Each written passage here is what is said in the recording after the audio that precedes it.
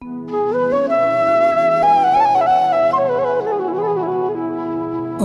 नमो भगवते वासुदेवाय।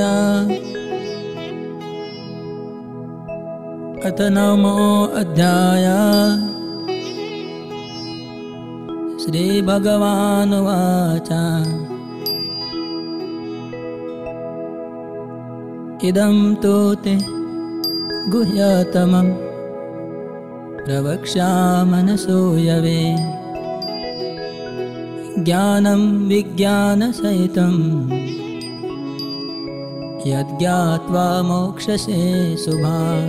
এবারো হে অর্জুন শোনো অশ্বারোহিত এই এক গুচ্ছতম কহিতব হিত ইহা হয় জ্ঞান আর বিজ্ঞান সম্মত জানিলে সে মুক্ত হয় সর্ব অশুভত।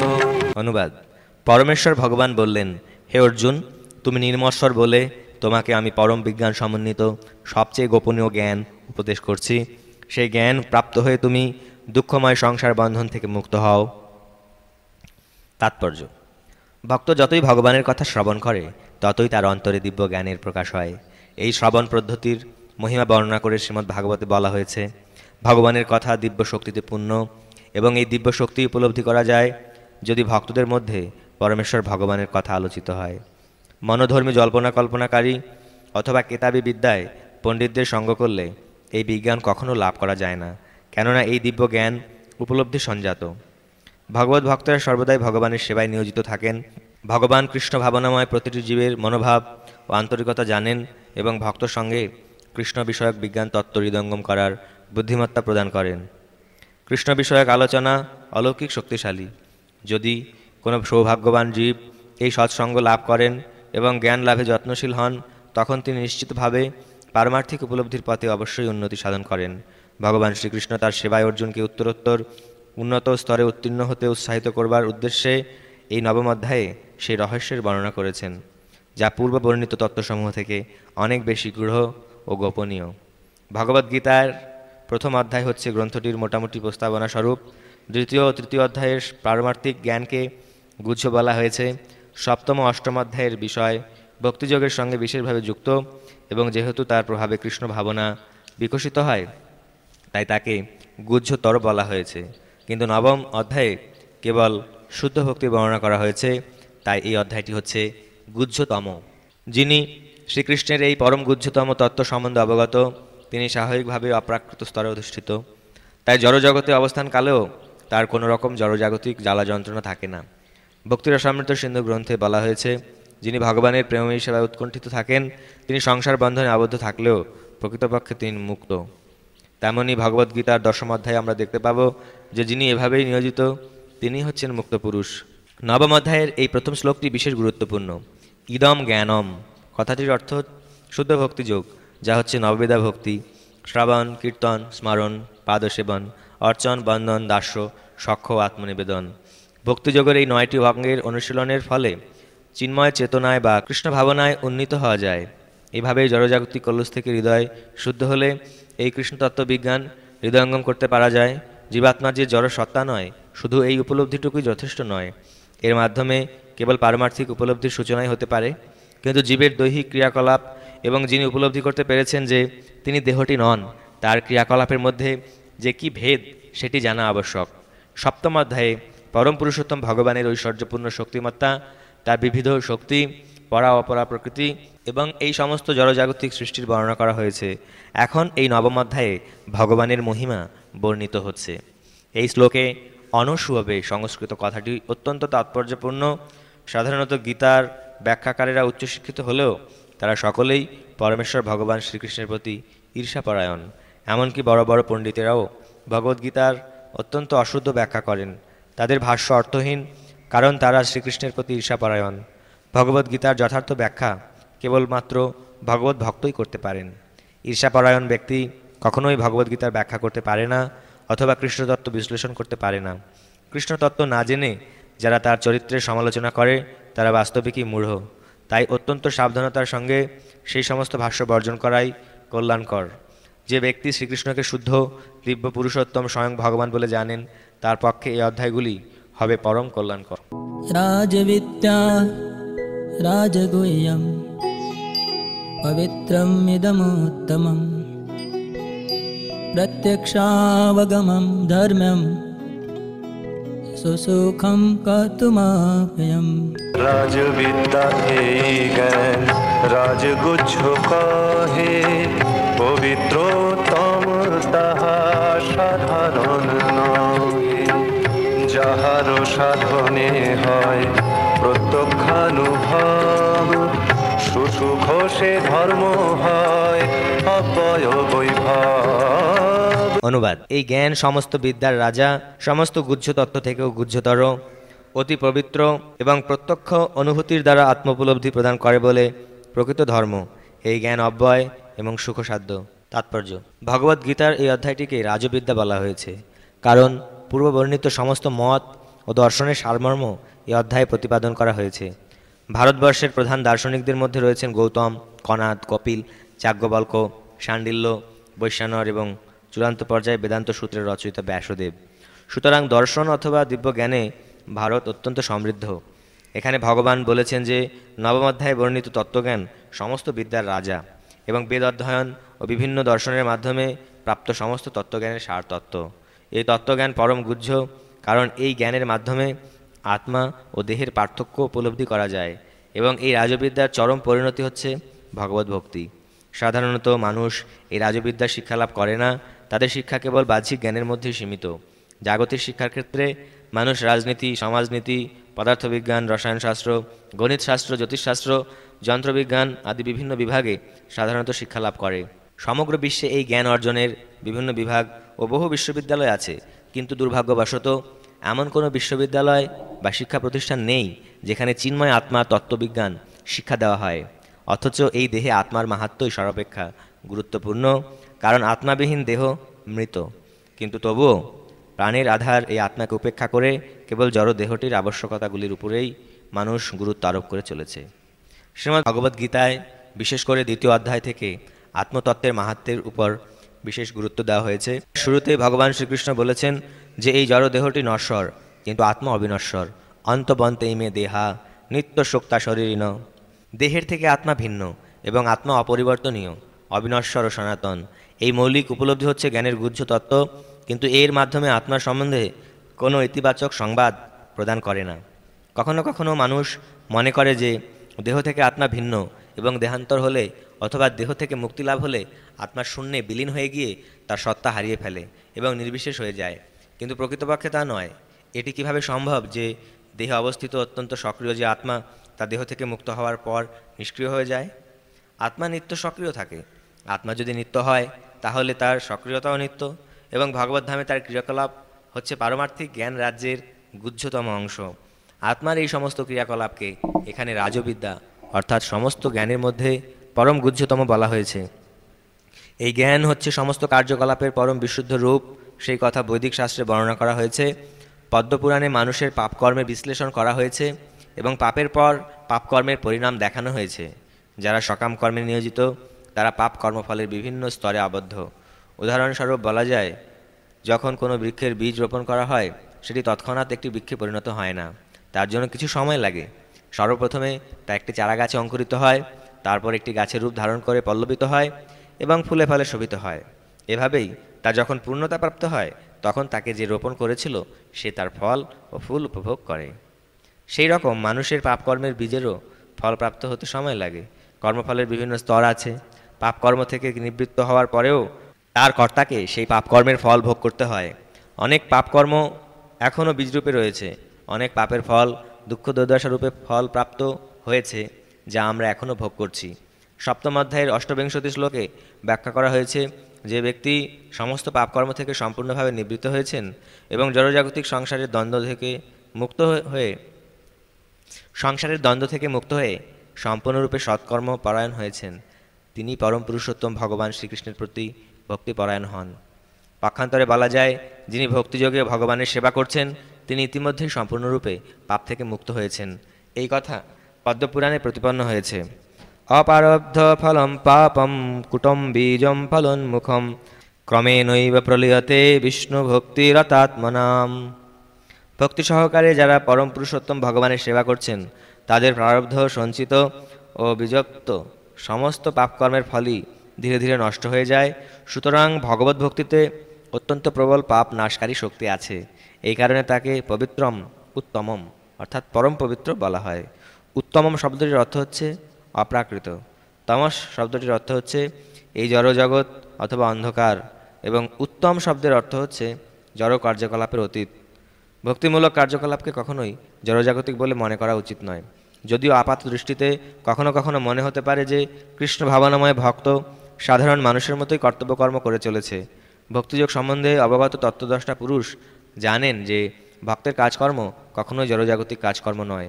তার সমস্ত কাজকর্মই জড়া প্রকৃতির গুণের অতীত, চিন্ময় এবং ভক্তি ভাবময়। এমন কথাও বলা হয়ে থাকে যে ভগবত ভক্তির সাধন এতই উৎকৃষ্ট যে তার পরিণাম সঙ্গে সঙ্গে প্রত্যক্ষ করা যায়। আমরা প্রত্যক্ষ করেছি যে শ্রীকৃষ্ণের নাম সমন্বিত মহামন্ত্র হরে কৃষ্ণ কৃষ্ণ কৃষ্ণ হরে হরে, হরে রাম রাম রাম হরে হরে অপরাধ মুক্ত হয়ে কীর্তন করার ফলে সকলেরই যথাসময়ে অপ্রাকৃত আনন্দ অনুভূতি হয়, যার ফলে মানুষ অতি শীঘ্রই জড়জাগতিক সমস্ত কলুষ থেকে পূর্ণরূপে পবিত্র হয়। এটি বাস্তবিকই দেখা গেছে। অধিকন্তু কেবলমাত্র শ্রবণ করাই নয়, সেই সঙ্গে যদি কেউ কৃষ্ণ ভাবনাময় ভক্তিযোগের কথা প্রচার করে অথবা কৃষ্ণ ভাবনামৃতের প্রচারের কাজকর্মে সহযোগিতা করে, তবে সেও উত্তরোত্তর পারমার্থিক উন্নতি অনুভব করে। পারমার্থিক জীবনের এই উন্নতি কোনো প্রকার পূর্বার্জিত শিক্ষা বা যোগ্যতার উপর নির্ভর করে না। এই পথ সর্বত এতই পবিত্র যে তার অনুগামী হওয়া মাত্রই মানুষ আপনা থেকেই পবিত্র হয়ে ওঠে। বেদান্ত সূত্রে এই সিদ্ধান্তের নিরূপণ করা হয়েছে প্রকাশশ্চ কর্মণ্যভ্যাসাৎ। ভক্তিযোগ এত শক্তিশালী যে তার অনুশীলন করার ফলে নিঃসন্দেহে দিব্য জ্ঞান লাভ করা যায়। এর প্রকৃত দৃষ্টান্ত দেখা যায় নারদ মুনির পূর্বজীবনে। ত্রিভুবন খ্যাত ভগবত ভক্ত দেবর্ষী নারদ পূর্বজন্মে এক দাসীর পুত্র ছিলেন। তার শিক্ষা দীক্ষা ছিল না অথবা কৌলিন্যও ছিল না, কিন্তু তার মা যখন মহাভাগবতদের সেবা করেছিলেন তখন তিনিও তাদের সেবাপরায়ণ হতেন, এবং কখনো কখনো তার মায়ের অনুপস্থিতিতে তিনি নিজেই সেই মহাভাগবতদের সেবা করতেন।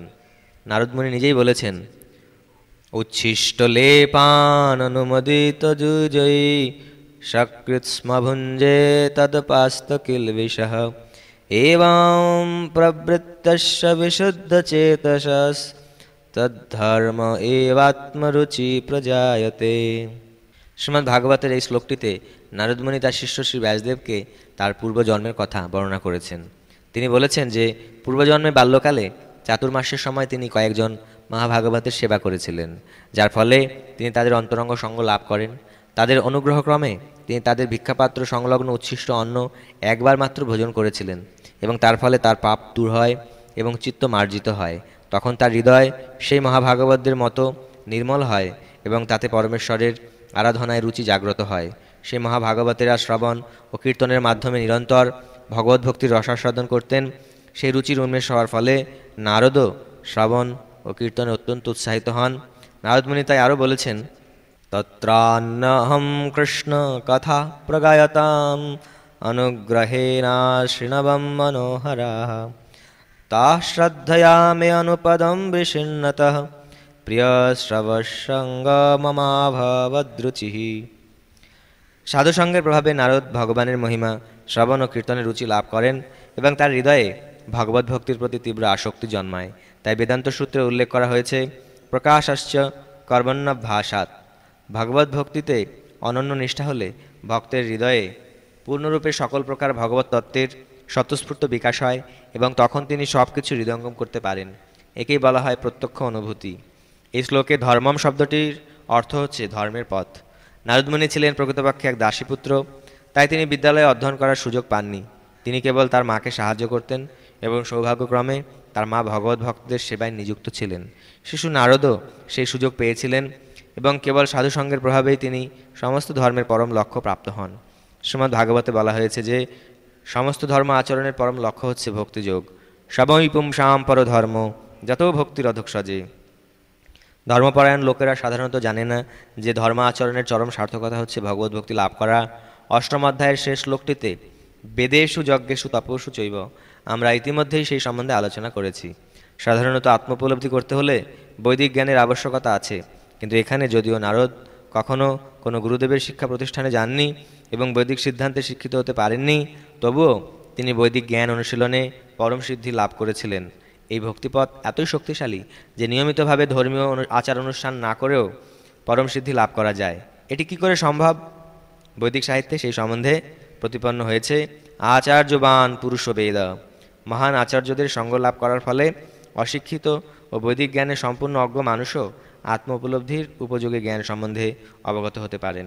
ভক্তিযোগের পথ অত্যন্ত সুখসাধ্য। কেন? ভক্তিযোগের অঙ্গ হচ্ছে শ্রবণম কীর্তনম বিষ্ণু।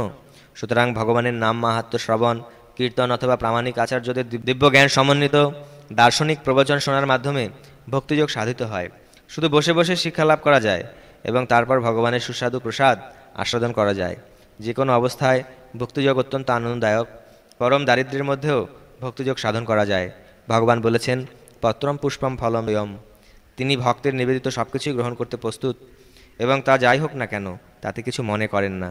পত্র, পুষ্প, ফল, জল আদি পৃথিবীর সর্বত্রই পাওয়া যায় এবং জাতি ধর্ম নির্বিশেষে যে কেউ ভগবানকে তা প্রেমভক্তি সহকারে নিবেদন করতে পারে। ভক্তি সহকারে ভগবানকে যা কিছু অর্পণ করা হয় তাই তিনি সন্তুষ্ট চিত্তে গ্রহণ করেন। ইতিহাসে এর অনেক উদাহরণ আছে। ভগবানের চরণে অর্পিত তুলসীর সৌরভ শুধুমাত্র ঘ্রাণ করে সনত কুমার আদি মহর্ষিরা মহাভাগবতে পরিণত হন। এভাবেই আমরা দেখতে পাই যে ভক্তির পন্থা অতি উত্তম এবং অত্যন্ত সুখসাধ্য। ভগবানকে আমরা যা কিছুই নিবেদন করি না কেন তিনি কেবল আমাদের ভালোবাসাটাই গ্রহণ করেন। এখানে ভক্তিযোগকে শাশ্বত নিত্য বলা হয়েছে। এই ভক্তি মায়াবাদীর মতবাদকে ভ্রান্ত বলে প্রমাণিত করে। মায়াবাদীরা কখনো কখনো নামমাত্র ভক্তি অনুশীলন করে এবং মুক্তিলাভ না করা পর্যন্ত তার আচরণ করতে থাকে, কিন্তু সবশেষে যখন তারা মুক্ত হয় তখন ভক্তি ত্যাগ করে ভগবানের সঙ্গে এক হয়ে যায়। অত্যন্ত স্বার্থপরায়ণ এই ভক্তিকে শুদ্ধ ভক্তি বলা যায় না। যথার্থ ভক্তিযোগের অনুশীলন এমনকি মুক্তির পরেও পূর্ববৎ চলতে থাকে। ভক্ত যখন ভগবদ্ধামে ফিরে যান তখন তিনি সেখানেও ভগবৎ সেবায় মগ্ন থাকেন। ভক্ত কখনোই ভগবানের সঙ্গে এক হয়ে যাওয়ার চেষ্টা করেন না। ভগবদ্গীতায় বর্ণনা করা হয়েছে যে যথার্থ ভক্তিযোগের শুরু হয় মুক্তি লাভের পরে। মুক্তির পরে কেউ যখন ব্রহ্মভূত স্তরে অধিষ্ঠিত হন তখনই তার ভগবত ভক্তির অনুশীলন শুরু হয়। সম সর্বেষু ভূতেষু মদ্ভক্তিম লভতে পরাম। স্বাধীনভাবে কর্মযোগ, জ্ঞানযোগ, অষ্টাঙ্গযোগ অথবা অন্য যে কোনো যোগ অনুষ্ঠান করলেও পরম পুরুষোত্তম ভগবানকে উপলব্ধি করা যায় না। এই সব যৌগিক পদ্ধতির সাহায্যে ভক্তিযোগের পথে মানুষ কিছুটা অগ্রসর হতে পারে, কিন্তু ভগবত ভক্তির স্তরে উপনীত না হলে পুরুষোত্তম ভগবান যে কি কেউ তা বুঝতে পারে না। শ্রীমদ্ ভাগবতে এই কথা প্রতিপন্ন করাও হয়েছে যে ভক্তিযোগ সাধন করার ফলে বিশেষত মহাভাগবতদের মুখারবিন্দ থেকে শ্রীমদ্ ভাগবত অথবা ভগবদ গীতা শ্রবণ করলে কৃষ্ণতত্ত্ব বা ভগবত তত্ত্ব জানা যায়। এবং প্রসন্ন মানসও ভগবত ভক্তিযোগতঃ। হৃদয় যখন সম্পূর্ণভাবে ভ্রান্তি অনর্থ থেকে মুক্ত হয় তখন মানুষ বুঝতে পারে ভগবান কি। এভাবেই ভগবত ভক্তি বা কৃষ্ণ ভাবনামৃতের পন্থা হচ্ছে সমস্ত বিদ্যার রাজা এবং সমস্ত গুহ্যতত্ত্বের রাজা। এটি হচ্ছে পরম বিশুদ্ধ ধর্ম এবং আনন্দের সঙ্গে অনায়াসে এর অনুশীলন করা চলে। তাই এই পন্থা গ্রহণ করা মানুষের অবশ্যই কর্তব্য। अश्रद्धाना पुरुष धर्मस्यास्य परं तपा अप्राप्य मां निवर्तन्ते मृत्यु संसारवर्त्मनि। যাহারো সে শ্রদ্ধা নাই ওহে পরন্তপ, এই ধর্ম বিজ্ঞানেতে বৃথা জগত। সে আমাকে নাহি পায় জানিহ নিশ্চয়, মৃত্যু সংসারের পথে নিরন্তর রয়। অনুবাদ: হে পরন্তাপ, এই ভগবত ভক্তিতে যাদের শ্রদ্ধা উদিত হয়নি তারা আমাকে লাভ করতে পারে না, তাই তারা এই জড়জগতে জন্ম মৃত্যুর পথে ফিরে আসে। তাৎপর্য: শ্রদ্ধাহীন মানুষের পক্ষে ভক্তিযোগ সাধন করা সম্পূর্ণ অসম্ভব। এটি হচ্ছে এই শ্লোকের তাৎপর্য। সাধু সঙ্গে শ্রদ্ধার উদয় হয়, কিন্তু কিছু মানুষ এতই হতভাগ্য যে মহাপুরুষদের মুখারবিন্দ থেকে বেদের সমস্ত প্রমাণ শ্রবণ করার পরেও তাদের হৃদয়ে ভগবানের প্রতি বিশ্বাসের উদয় হয় না। সন্দেহান্বিত হওয়ার ফলে তারা ভক্তিযোগে স্থির থাকতে পারে না।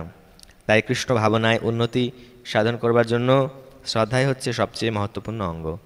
শ্রীচৈতন্য চরিতামৃতে বলা হয়েছে যে শ্রদ্ধা হচ্ছে সম্পূর্ণরূপে দৃঢ় বিশ্বাস, অর্থাৎ শুধুমাত্র পরমেশ্বর ভগবান শ্রীকৃষ্ণের সেবার দ্বারা মানুষ সব রকমের সার্থকতা অর্জন করতে পারে, একেই বলা হয় প্রকৃত বিশ্বাস। শ্রীমদ্ ভাগবতে বলা হয়েছে, যথা তরুর্মূল নিষেচনে ন তৃপ্যন্তি তদস্কন্দভুজোপশাখা প্রাণোপহারাচ্চ যথেন্দ্রিয়ানম তথৈব সর্বারোহণমচ্যুতেজ্জা। গাছের গোড়ায় জল দিলে যেমন তার শাখা প্রশাখা ও পল্লবাদি আপনা থেকে পুষ্ট হয়, উদরকে খাদ্য দিলে যেমন সমস্ত ইন্দ্রিয় প্রসন্ন হয়, তেমনি চিন্ময় ভগবত সেবা করার ফলে সমস্ত দেবতা ও জীব আপনা থেকে সন্তুষ্ট হয়। সুতরাং ভগবদ্গীতা অধ্যয়ন করে অবিলম্বে এই সিদ্ধান্ত উপনীত হওয়া উচিত যে অন্য সমস্ত কর্তব্যকর্ম ত্যাগ করে ভগবান শ্রীকৃষ্ণের সেবা করাই হচ্ছে কর্তব্য। জীবনের এই দর্শনের প্রতি বিশ্বাসই হচ্ছে যথার্থ শ্রদ্ধা, আর এই শ্রদ্ধাই হচ্ছে কৃষ্ণ ভাবনামৃত। এখন সেই বিশ্বাসের উন্নতি সাধন করাই হচ্ছে কৃষ্ণ ভাবনার পন্থা। কৃষ্ণ ভাবনায় ভাবিত মানুষকে 3 প্রকারে ভাগ করা যায়। সর্বনিম্ন তৃতীয় স্তরে যারা আছে তাদের কোনোই বিশ্বাস নেই, এমনকি যদিও তারা আনুষ্ঠানিকভাবে ভগবদ্ভক্তি অনুশীলনে নিযুক্ত থাকে, তবুও তারা পরম সার্থকতার স্তর অর্জন করতে পারে না। এদের অধিকাংশই কিছুকাল পরে হয়তো ভক্তিমার্গ থেকে স্খলিত হয়। তারা কিছুকালের জন্য ভগবত সেবায় নিয়োজিত থাকতে পারে, কিন্তু পূর্ণ শ্রদ্ধা না থাকার ফলে তাদের পক্ষে অধিককাল কৃষ্ণ ভাবনায় নিযুক্ত থাকা অত্যন্ত কঠিন। আমাদের প্রচার কার্যে আমরা প্রত্যক্ষভাবে অনুভব করেছি যে কিছু লোক গোপন উদ্দেশ্য নিয়ে কৃষ্ণ ভাবনা অনুশীলন শুরু করে এবং তাদের আর্থিক অবস্থা কিছুটা ভালো হলে তারা এই পন্থা পরিত্যাগ করে আবার পুরানো জীবনধারা গ্রহণ করে। কেবলমাত্র শ্রদ্ধার দ্বারাই মানুষ কৃষ্ণ ভাবনায় উন্নতি সাধন করতে পারে।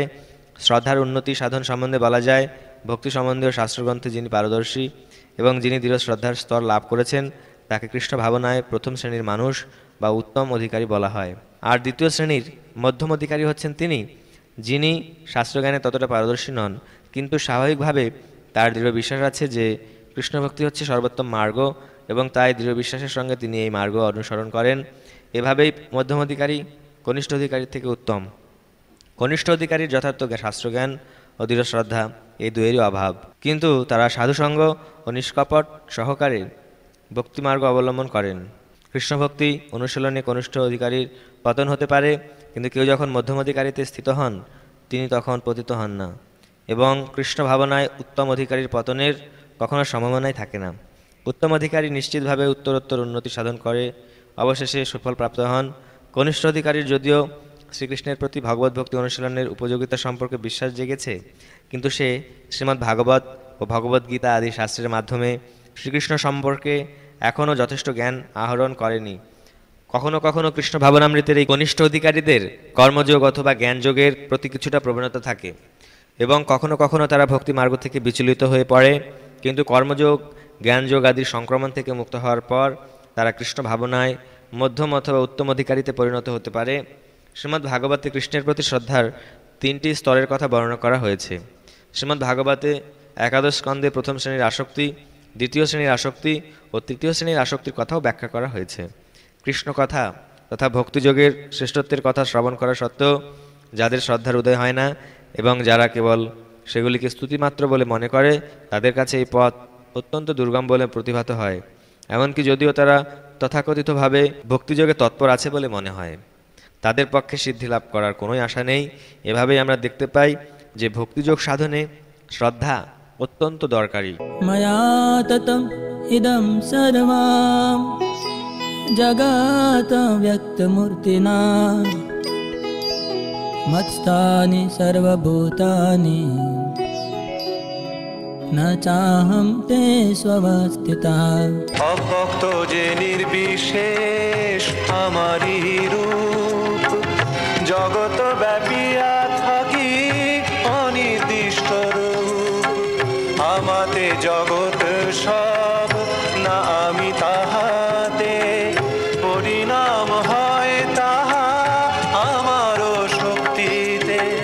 অনুবাদ: অব্যক্ত রূপে আমি সমস্ত জগতে ব্যাপ্ত আছি, সমস্ত জীব আমাতে অবস্থিত, কিন্তু আমি তাতে অবস্থিত নই। তাৎপর্য: স্থূল জড় ইন্দ্রিয়ের দ্বারা পরম পুরুষোত্তম ভগবানকে উপলব্ধি করা যায় না। কথিত আছে যে अत श्रीकृष्ण नमादि न भवेद ग्राह्यमिन्द्रियै सेवन्मुखे हि जिह्वादौ स्वयमेव स्फुरत्तद। জড় ইন্দ্রিয়ের দ্বারা ভগবান শ্রীকৃষ্ণের নাম রূপ লীলা আদি উপলব্ধি করা যায় না। সদ্গুরুর তত্ত্বাবধানে যিনি শুদ্ধ ভগবত ভক্তি সাধন করেন তার নিকট তিনি প্রকাশিত হন। ব্রহ্মসংহিতায় বলা হয়েছে, প্রেমাঞ্জনচ্ছুরিত ভক্তি বিলোচনেন সন্ত সদৈব হৃদেষু বিলোকয়ন্তি। পরম পুরুষোত্তম ভগবান শ্রী গোবিন্দের প্রতি অপ্রাকৃত প্রেমভক্তি বিকাশ সাধন করার ফলে অন্তরে ও বাইরে তাকে সর্বদা দর্শন করা যায়। তাই তিনি সকলের কাছে প্রকট নন। এখানে বলা হয়েছে, যদিও তিনি সর্বব্যাপ্ত সর্বত্র দৃশ্য, তবুও তিনি জড় ইন্দ্রিয়ের দ্বারা গোচরীভূত নন। এখানে অব্যক্ত মূর্তিনা কথাটির দ্বারা সেই কথাই বোঝানো হয়েছে। কিন্তু প্রকৃতপক্ষে যদিও আমরা তাকে দেখতে পাই না, তবুও সব কিছু তাকেই আশ্রয় করে আছে। সপ্তম অধ্যায়ে আমরা যে আলোচনা করেছি সে অনুসারে সমস্ত মহাজাগতিক সৃষ্টি ভগবানের উৎকৃষ্ট চিন্ময় শক্তি ও নিকৃষ্ট জড়শক্তির সমন্বয় মাত্র। সমস্ত ব্রহ্মাণ্ডে সূর্যকিরণের বিস্তারের মতো ভগবানের শক্তি সম্পূর্ণ সৃষ্টিতে বিস্তারিত এবং সব কিছুই সেই শক্তির আশ্রয়ে বিদ্যমান। কিন্তু তা বলে এই সিদ্ধান্ত করা উচিত নয় যে ভগবান যেহেতু সর্বব্যাপ্ত তাই তিনি তার ব্যক্তিগত সত্তা হারিয়ে ফেলেছেন। এই যুক্তিকে ভ্রান্ত বলে প্রতিপন্ন করবার জন্য ভগবান বলেছেন, আমি সর্বব্যাপক এবং সব কিছুই আমাকে আশ্রয় করে আছে, কিন্তু তবুও আমি সব কিছু থেকে স্বতন্ত্র। উদাহরণস্বরূপ বলা যায়, রাজা যেমন তার প্রশাসনের অধীশ্বর বা প্রশাসন তার একটি শক্তির প্রকাশ, বিবিধ প্রশাসনিক বিভাগে তার বিভিন্ন শক্তি এবং প্রতিটি বিভাগ তার ক্ষমতার উপর আশ্রিত, কিন্তু তবুও তিনি স্বয়ং প্রতিটি বিভাগে ব্যক্তিগতভাবে বর্তমান থাকেন না। এটি অবশ্য একটি স্থূল উদাহরণ। সেই রকম যা কিছু আমরা দেখি এবং জড়জগতে ও চিন্ময় জগতে যত সৃষ্টি আছে সব কিছুই পরম পুরুষোত্তম ভগবানের শক্তিকে আশ্রয় করে বর্তমান। ভগবানের বিভিন্ন শক্তির প্রসারণের ফলে সৃষ্টির উদ্ভব হয় এবং ভগবদ্গীতাতে সেই সম্বন্ধে বলা হয়েছে, বিষ্টভ্যাহম ইদম কৃষ্ণম। তার ব্যক্তিগত প্রতিনিধির দ্বারা বা বিভিন্ন শক্তির পরিব্যাপ্তির দ্বারা তিনি সর্বত্রই বিদ্যমান। न च मत्स्थानि भूतानि पश्य मे योगमैश्वरम् भूतभृन्ना च भूतस्थो ममात्मा भूतभावना। আমারও শক্তিতে থাকে ভিন্ন আমাহতে, যোগ ঐশ্বর্য সেই মোর বুঝো ভালো মতে। ভক্তা সকল ভূতের নহি সে ভূতস্থ, ভূতভৃৎ নাম মোর ভূতাদি তটস্থ। অনুবাদ: যদিও সব কিছুই আমারই সৃষ্ট, তবুও তারা আমাতে অবস্থিত নয়। আমার যোগৈশ্বর্য দর্শন করো। যদিও আমি সমস্ত জীবের ধারক এবং যদিও আমি সর্বব্যাপ্ত, তবুও আমি এই জড় সৃষ্টির অন্তর্গত নই, কেননা আমি নিজেই সমস্ত সৃষ্টির উৎস। তাৎপর্য: ভগবান এখানে বলেছেন যে সব কিছু তাকে আশ্রয় করে আছে। মৎস্থানি সর্বভূতানি। ভগবানের এই উক্তির ভ্রান্ত অর্থ করা উচিত নয়। এই জড় সৃষ্টির পালন পোষণের ব্যাপারে ভগবানের কোনো প্রত্যক্ষ সম্পর্ক নেই। কখনো কখনো ছবিতে দেখি যে গ্রিক পুরাণের অ্যাটলাস নামে এক অতিকায় পুরুষ তার কাঁধে পৃথিবী ধারণ করে আছে। তাকে দেখে মনে হয় এই বিশাল পৃথিবী গ্রহটির ভার বহন করে সে অত্যন্ত ক্লান্ত। কিন্তু ভগবান শ্রীকৃষ্ণ সেভাবে ব্রহ্মাণ্ডকে ধারণ করেন না। তিনি বলেছেন, যদিও সব কিছু তাকে আশ্রয় করে আছে, তবুও তিনি তাদের থেকে সম্পূর্ণ স্বতন্ত্র। গ্রহমণ্ডলী মহাকাশে ভাসছে এবং এই মহাকাশ হচ্ছে ভগবানের শক্তি, কিন্তু তিনি মহাকাশ থেকে ভিন্ন। তিনি স্বতন্ত্রভাবে অধিষ্ঠিত থাকেন। তাই ভগবান বলেছেন, তারা যদিও আমার অচিন্ত শক্তিতে অবস্থান করে, কিন্তু তবুও পরমেশ্বর ভগবান রূপে আমি তাদের থেকে স্বতন্ত্র। এটি হচ্ছে ভগবানের অচিন্ত ঐশ্বর্য। নিরুক্তি নামে বৈদিক অভিধানে বলা হয়েছে যে, যুজ্জতে অনেন দুর্ঘটেষু কার্যেষু। ভগবান তার বিচিত্র শক্তির প্রভাবে অদ্ভুত অচিন্ত লীলা পরিবেশন করেন। তিনি বিভিন্ন শক্তি সম্পন্ন পুরুষ এবং তার সংকল্পই হচ্ছে বাস্তব সত্য। এভাবেই পরমেশ্বর ভগবানকে উপলব্ধি করা উচিত। আমরা অনেক কিছুই করার ইচ্ছা করতে পারি, কিন্তু তাদের বাস্তব রূপদান করতে গেলে আমাদের নানা রকমের প্রতিবন্ধকের সম্মুখীন হতে হয় এবং অনেক সময় আমাদের ইচ্ছা অনুসারে তা করা সম্ভব হয়ে ওঠে না। কিন্তু শ্রীকৃষ্ণ যখন কোনো কিছু করতে চান, তখন তার সংকল্প মাত্রই সব কিছু এত সুষ্ঠুভাবে সাধিত হয় যে তা কল্পনাও করা যায় না। ভগবান এই সত্যের ব্যাখ্যা করে বলেছেন, যদিও তিনি সম্পূর্ণ সৃষ্টির ধারক ও প্রতিপালক, কিন্তু তবুও তিনি তা স্পর্শও করেন না। কেবলমাত্র তার পরম বলবতী ইচ্ছা শক্তির দ্বারাই সম্পূর্ণ সৃষ্টির সৃজন, ধারণ, পালন ও সংহার সাধিত হয়। আমাদের জড় মন ও স্বয়ং আমি এর মধ্যে ভেদ আছে, কিন্তু ভগবানের মন ও স্বয়ং তিনি সর্বদাই অভিন্ন, কারণ তিনি হচ্ছেন পরম চৈতন্য। যুগপৎভাবে ভগবান সব কিছুর মধ্যে বিদ্যমান, তবু সাধারণ মানুষ বুঝতে পারে না কিভাবে তিনি ব্যক্তিগতভাবে সব কিছুর মধ্যে বিদ্যমান। ভগবান এই সৃষ্টির থেকে ভিন্ন, তবুও সব কিছুই তাকে আশ্রয় করে আছে। এই অচিন্ত সত্যকে এখানে যোগমৈশ্বরম অর্থাৎ ভগবানের যোগশক্তি বলা হয়েছে। यथाकाशस्थितो नित्यं वायु सर्वत्र गो महा तथा सर्वाणि भूतानि मत्सानित्युपधारया। আকাশ হবার যে বায়ু সেরূপ তুলনা, আকাশ পৃথক হতে বায়ুর চালনা। আকাশ সর্বত্র ব্যাপ্ত, বায়ু যথা থাকে তথা সর্বভূত স্থিত থাকে যে আমাতে। অনুবাদ: অবগত হও যে মহান বায়ু যেমন সর্বত্র বিচরণশীল হওয়া সত্ত্বেও সর্বদা আকাশে অবস্থান করে, তেমনি সমস্ত সৃষ্ট জীব আমাতে অবস্থান করে। তাৎপর্য: এই বিশাল জড়জগৎ কিভাবে ভগবানকে আশ্রয় করে আছে, এই সত্য সাধারণ মানুষের কাছে অচিন্তনীয়। তাই আমাদের বোঝাবার জন্য ভগবান এখানে এই উদাহরণের অবতারণা করেছেন। এই সৃষ্টিতে আমাদের কল্পনার আকাশ হচ্ছে সবচেয়ে বড়, আর সেই আকাশের মধ্যে বাতাস হচ্ছে মহাজগতের সবচেয়ে বিশাল এক অভিপ্রকাশ। সেই বাতাসের চলাচল থেকে নিয়ন্ত্রিত হয় অন্য সব কিছুর চলাচল। কিন্তু এই মহান বায়ু অত বিশাল হলেও আকাশের মধ্যেই তার অবস্থান, বাতাস তো আকাশের বাইরে নয়। তেমনি চমকপ্রদ সমস্ত সৃষ্টি ভগবানের ইচ্ছার প্রভাবে বিদ্যমান এবং সেই সমস্ত পূর্ণরূপে তারই ইচ্ছার অধীন। যেমন আমরা সাধারণত বলে থাকি, পরম পুরুষোত্তম ভগবানের ইচ্ছা ছাড়া একটি পাতাও নড়ে না। এভাবেই সব কিছুই তারই ইচ্ছা অনুসারে সাধিত হয়। তারই ইচ্ছায় সব কিছুর সৃষ্টি হচ্ছে, সব কিছুর পালন হচ্ছে এবং সব কিছুর বিনাশ হচ্ছে, কিন্তু তবুও তিনি সব কিছুর থেকে পৃথক। যেমন আকাশ সবসময়ই বায়ুমণ্ডলের ক্রিয়াকলাপ থেকে স্বতন্ত্র হয়ে বিরাজ করে। উপনিষদে বলা হয়েছে, যদ ভীষা বাত পাবতে, ভগবানের ভয়ে বায়ু প্রবাহিত হয়। বৃহদারণ্যক উপনিষদে বলা হয়েছে, এতস্য বাক্ষরস্য প্রশাসনে গার্গী সূর্যচন্দ্রমসৌ বিদ্ধৃতৌ তিষ্ঠত্ত, এতস্য বাক্ষরস্য প্রশাসনে গার্গী দ্যাব্বা পৃথিব্যৌ বিদ্ধৃতৌ তিষ্ঠত। পরমেশ্বর ভগবানের পরম আজ্ঞার ফলে চন্দ্র, সূর্য ও অন্যান্য বৃহৎ গ্রহমণ্ডলী তাদের কক্ষপথে পরিভ্রমণ করছে। ব্রহ্মসংহিতাতেও বলা হয়েছে, যৎচক্ষুরেশ সবিতা সকল গ্রহাণম রাজা সমস্ত সুরমূর্তি অশেষ তেজা। যৎচক্ষুরেশ সবিতা সকল গ্রহাণম রাজা সমস্ত সুরমূর্তি অশেষ তেজা। যস্বাজ্ঞয়া ভ্রমতি সম্ভৃত কালচক্র গোবিন্দমাদি পুরুষম তমহম ভজামি। এখানে সূর্যের ভ্রমণ সম্বন্ধে বলা হয়েছে যে তাপ ও আলো বিকিরণকারী অনন্ত শক্তিসম্পন্ন সূর্য ভগবানের একটি চক্ষু বিশেষ। শ্রী গোবিন্দের আজ্ঞা ও ইচ্ছা অনুসারে তিনি তার কক্ষপথে পরিভ্রমণ করেন। সুতরাং বৈদিক শাস্ত্র থেকে প্রমাণিত হয় যে অতি অদ্ভুত ও মহান রূপে প্রতিভাত হয় যে জড় সৃষ্টি তা পূর্ণরূপে পরমেশ্বর ভগবানেরই নিয়ন্ত্রণাধীন। এ অধ্যায়ে পরবর্তী শ্লোকগুলিতে এই তথ্যের বিশদ বর্ণনা করা হবে। सर्वभूतानि कौन्तेया प्रकृतिं यान्ति मामिकां कल्पक्षये पुनस्तानि कल्पादो विसृजाम्यहम्। প্রকৃতির লয় হলে বিশ্রাম আমাতে, কল্পারম্ভে হয় সৃষ্টি পুনঃ আমাহতে। প্রলয়ের পরে থাকি আমি যে ঈশ্বর, শ্রেষ্ঠা শ্রেষ্ঠ যাহা কিছু আমারও কিঙ্কর। অনুবাদ: হে কন্তেয়, কল্পান্তে সমস্ত জড় সৃষ্টি আমারই প্রকৃতিতে প্রবেশ করে এবং পুনরায় কল্পারম্ভে প্রকৃতির দ্বারা আমি তাদের সৃষ্টি করি। তাৎপর্য: এই জড়জগতের সৃষ্টি, স্থিতি ও প্রলয় সম্পূর্ণরূপে পরম পুরুষোত্তম ভগবানের ইচ্ছার উপর সম্পূর্ণভাবে নির্ভর করে।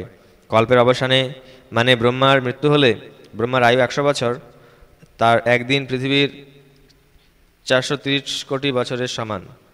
তার রাত্রির স্থায়িত্ব সমপরিমাণ। তার 1 মাস এই রকম 30 দিন ও রাত্রির সমন্বয়। এই রকম 12টি মাসে তার 1 বছর হয়। এই রকম 100 বছর পরে ব্রহ্মার যখন মৃত্যু হয় তখন প্রলয় হয়। এর অর্থ হচ্ছে ভগবানের দ্বারা অভিব্যক্ত শক্তি পুনরায় তারই মধ্যে লয় হয়ে যায়। তারপরে আবার যখন জড়জগতের সৃষ্টির প্রয়োজন হয় তখন তার ইচ্ছা অনুসারে তা সম্পন্ন হয়। বহু শ্যাম, এক হলেও আমি বহুরূপ ধারণ করব, এটি হচ্ছে বৈদিক সূত্র। তিনি নিজেকে এই মায়াশক্তিতে বিস্তার করেন এবং তার ফলে সমস্ত জড়জগৎ পুনরায় প্রকট হয়। प्रकृतिं स्वामवष्टभ्य विसृजामि पुनः पुनः भूतग्रामम् इमं कृत्स्नम् अवसं प्रकृतेर्वशात्। আমারও প্রকৃতি দ্বারা সৃজি পুনঃ প্রকৃতির বশে হয় যত ভূতগ্রাম। অনুবাদ: এই জগৎ আমারই প্রকৃতির অধীন, তা প্রকৃতির বশে অবশ হয়ে আমার ইচ্ছার দ্বারা পুনঃ পুনঃ সৃষ্ট হয় এবং আমারই ইচ্ছায় অন্তকালে বিনষ্ট হয়। তাৎপর্য: এই জড়জগৎ ভগবানেরই অপরা বা নিকৃষ্ট শক্তির অভিব্যক্ত। সেই কথা পূর্বেই কয়েকবার বর্ণনা করা হয়েছে। সৃষ্টির সময় জড়াশক্তি মহৎ তত্ত্বরূপে পরিণত হয় এবং প্রথম পুরুষ অবতার মহাবিষ্ণু তাতে প্রবেশ করেন। তিনি কারণ সমুদ্রে শায়িত থাকেন এবং তার নিঃশ্বাসের ফলে কারণ সমুদ্রে অসংখ্য ব্রহ্মাণ্ডের সৃষ্টি হয় এবং সেই প্রতিটি ব্রহ্মাণ্ডে তিনি আবার গর্ভদক্ষশায়ী বিষ্ণুরূপে প্রবেশ করেন। প্রতিটি ব্রহ্মাণ্ড এভাবে সৃষ্টি হয়েছে। তিনি নিজেকে আবার ক্ষীরোদকশায়ী বিষ্ণুরূপে প্রকাশিত করেন এবং সেই বিষ্ণু সর্বভূতে প্রবিষ্ট হন, এমনকি অতি ক্ষুদ্র পরমাণুতে প্রবেশ করেন। সেই তত্ত্ব এখানে বিশ্লেষণ করা হয়েছে। তিনি সব কিছুর মধ্যে প্রবেশ করেন। এখন জীবদের সম্পর্কে যা সংঘটিত হতে থাকে তা হচ্ছে সেগুলিকে জড়া প্রকৃতির গর্ভে সঞ্চারিত করা হয় এবং তাদের অতীতের কর্ম অনুসারে তারা বিভিন্ন অবস্থা প্রাপ্ত হয়। এভাবেই এই জড়জগতের কার্যকলাপ শুরু হয়। সৃষ্টির একেবারে শুরু থেকেই বিভিন্ন প্রজাতির জীবদের কার্যকলাপ শুরু হয়ে যায়। এমন নয় যে সব কিছুই বিবর্তিত হয়েছে। ব্রহ্মাণ্ড সৃষ্টির সঙ্গে সঙ্গেই একই সময়ে বিভিন্ন প্রজাতির সৃষ্টি হয়েছে। মানুষ, পশু পাখি সমস্তই একই সঙ্গে সৃষ্ট হয়েছে, কারণ পূর্বকল্পের প্রলয়ের সময় জীবদের যার যেমন বাসনা ছিল সেভাবেই তারা আবার অভিব্যক্ত হয়েছে। এখানে অবসম শব্দটির দ্বারা স্পষ্টভাবে বলা হয়েছে যে এই প্রক্রিয়াতে জীবেদের কিছুই করার সামর্থ্য থাকে না। পূর্ব সৃষ্টিকালের মধ্যে তাদের পূর্বজীবনে তাদের সত্তার যে অবস্থা ছিল সেই ঠিক সেভাবেই তারা আবার অভিব্যক্ত হয় এবং এ সবই সাধিত হয় শুধুমাত্র পরমেশ্বরের ইচ্ছাতেই। এটাই হচ্ছে পরম পুরুষোত্তম ভগবানের অচিন্ত্য শক্তি এবং বিভিন্ন জীব প্রজাতি সৃষ্টি করার পরে তাদের সঙ্গে তার কোনো সংস্পর্শ থাকে না। বিভিন্ন জীবের কর্মবাসনা পূর্ণ করবার জন্যই জড়জগতের সৃষ্টি হয় এবং তাই ভগবান এই জড়জগতের সঙ্গে লিপ্ত হন না। न च मां तानि कर्माणि निबध्नन्ति धनञ्जय उदासीनवदासीनम् असक्तं तेषु कर्मसु। কিন্তু ধনঞ্জয় তুমি বুঝিবে নিশ্চয় প্রকৃতির কার্যে কভু আমি লিপ্ত নয়।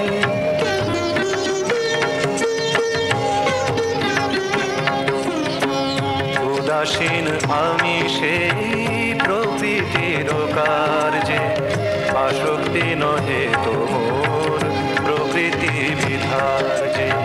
অনুবাদ: হে ধনঞ্জয়, সেই সমস্ত কর্ম আমাকে আবদ্ধ করতে পারে না।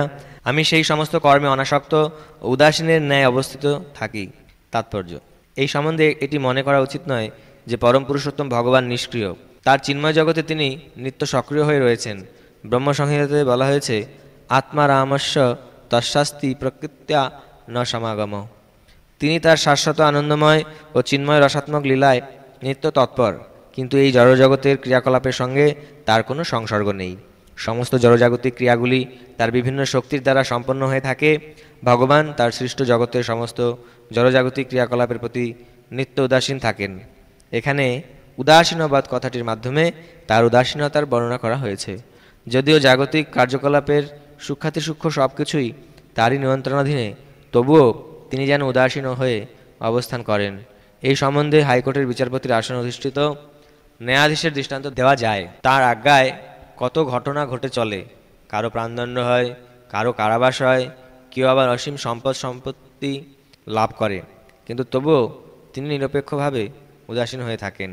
সেই সমস্ত লাভ ক্ষতির সঙ্গে তার কোনোই সম্পর্ক নেই। ঠিক সেরকমভাবে যদিও জড়জগতের প্রতিটি ব্যাপারেই ভগবানের হাত থাকে, তবুও তিনি সব কিছুর থেকেই নিত্য উদাসীন। বেদান্ত সূত্রে বলা হয়েছে বৈষম্য নির্ঘৃণ্যেন। তিনি এই জড়জগতের দ্বন্দ্বের মধ্যে অবস্থান করেন না। তিনি এই সব জড়জাগতিক দ্বন্দ্বের অতীত। এই জগতের সৃষ্টি এবং বিনাশেও তার কোনো আসক্তি নেই। পূর্বকৃত কর্ম অনুসারে জীব ভিন্ন ভিন্ন প্রজাতির দেহ ধারণ করে এবং ভগবান তাতে কোনো রকম হস্তক্ষেপ করেন না।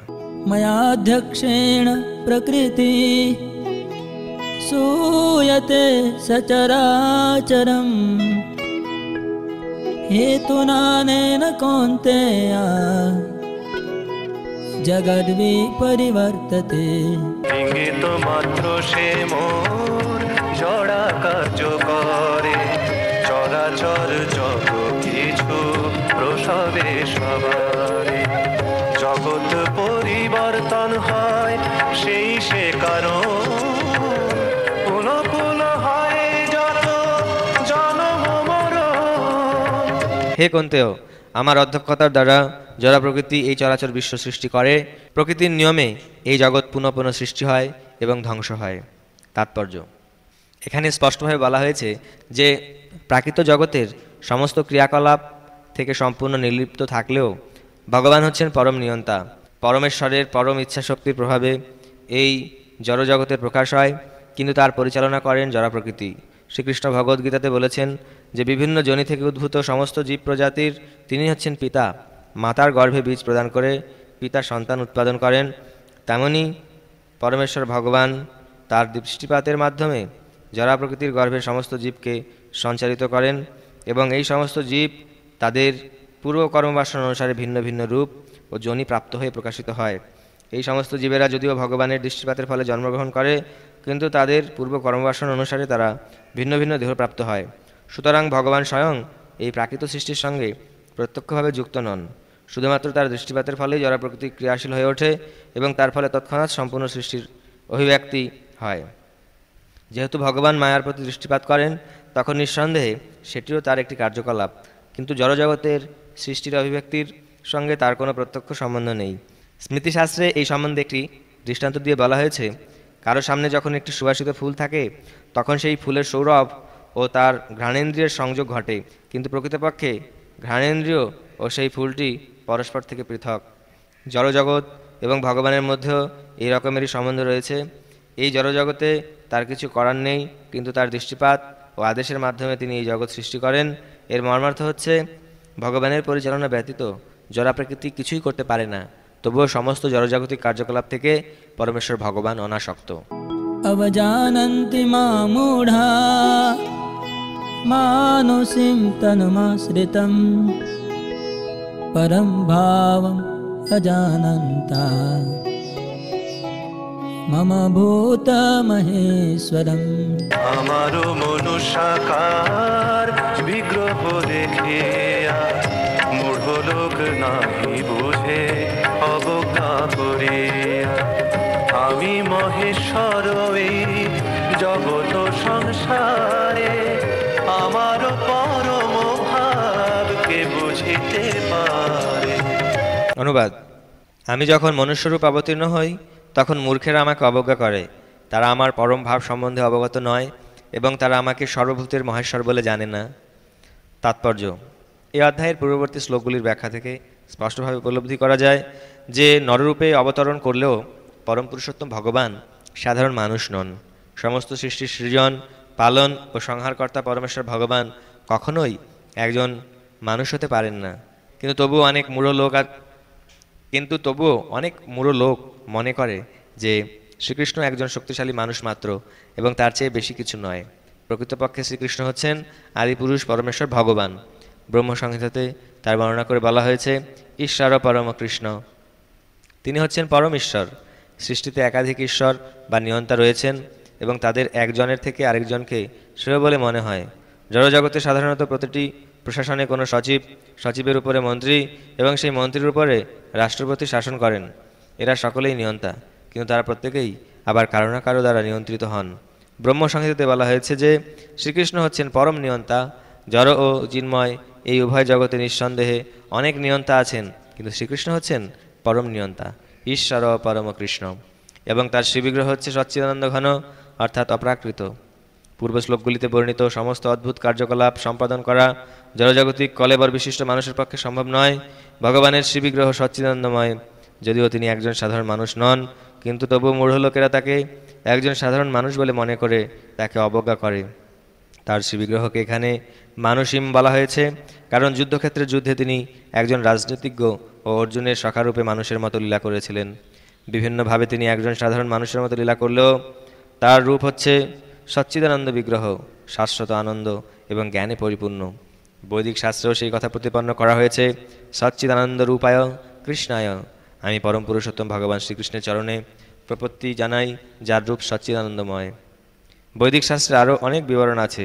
তমেকম গোবিন্দম, তুমি হচ্ছে ইন্দ্রিয়সমূহের ও গাভীদের আনন্দবর্ধনকারী গোবিন্দ, সচ্চিদানন্দ বিগ্রহম, আর তোমার রূপ হচ্ছে শাশ্বত, জ্ঞানময় ও আনন্দময়।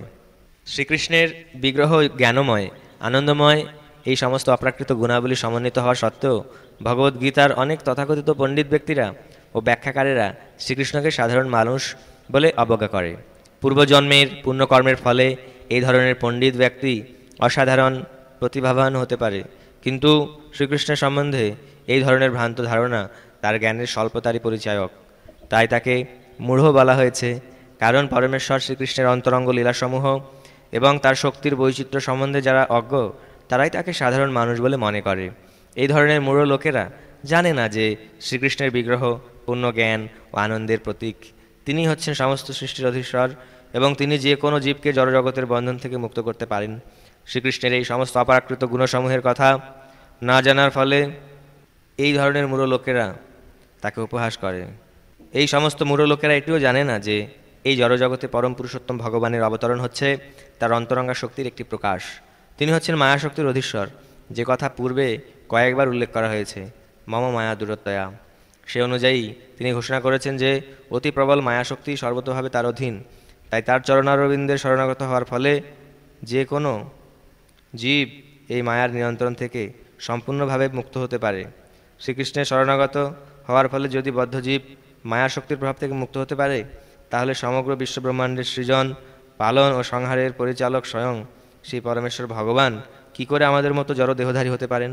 অতএব শ্রীকৃষ্ণ সম্বন্ধে এই প্রকার ধারণা সম্পূর্ণ মূঢ়তাপূর্ণ। মূর্খেরা এটি হৃদয়ঙ্গম করতে পারে না যে সাধারণ মানুষের রূপবিশিষ্ট পরমেশ্বর ভগবান শ্রীকৃষ্ণ ক্ষুদ্রাতি ক্ষুদ্র অণু থেকে শুরু করে বিরাট বিশ্বরূপ পর্যন্ত সব কিছুরই নিয়ন্তা হতে পারেন। বৃহত্তম ও ক্ষুদ্রতম তাদের ধারণার অতীত। তাই তারা কল্পনা করতে পারে না যে তার নরাকার শ্রীবিগ্রহ কীভাবে একসঙ্গে অসীম ও অতি ক্ষুদ্রকে নিয়ন্ত্রণ করতে পারেন।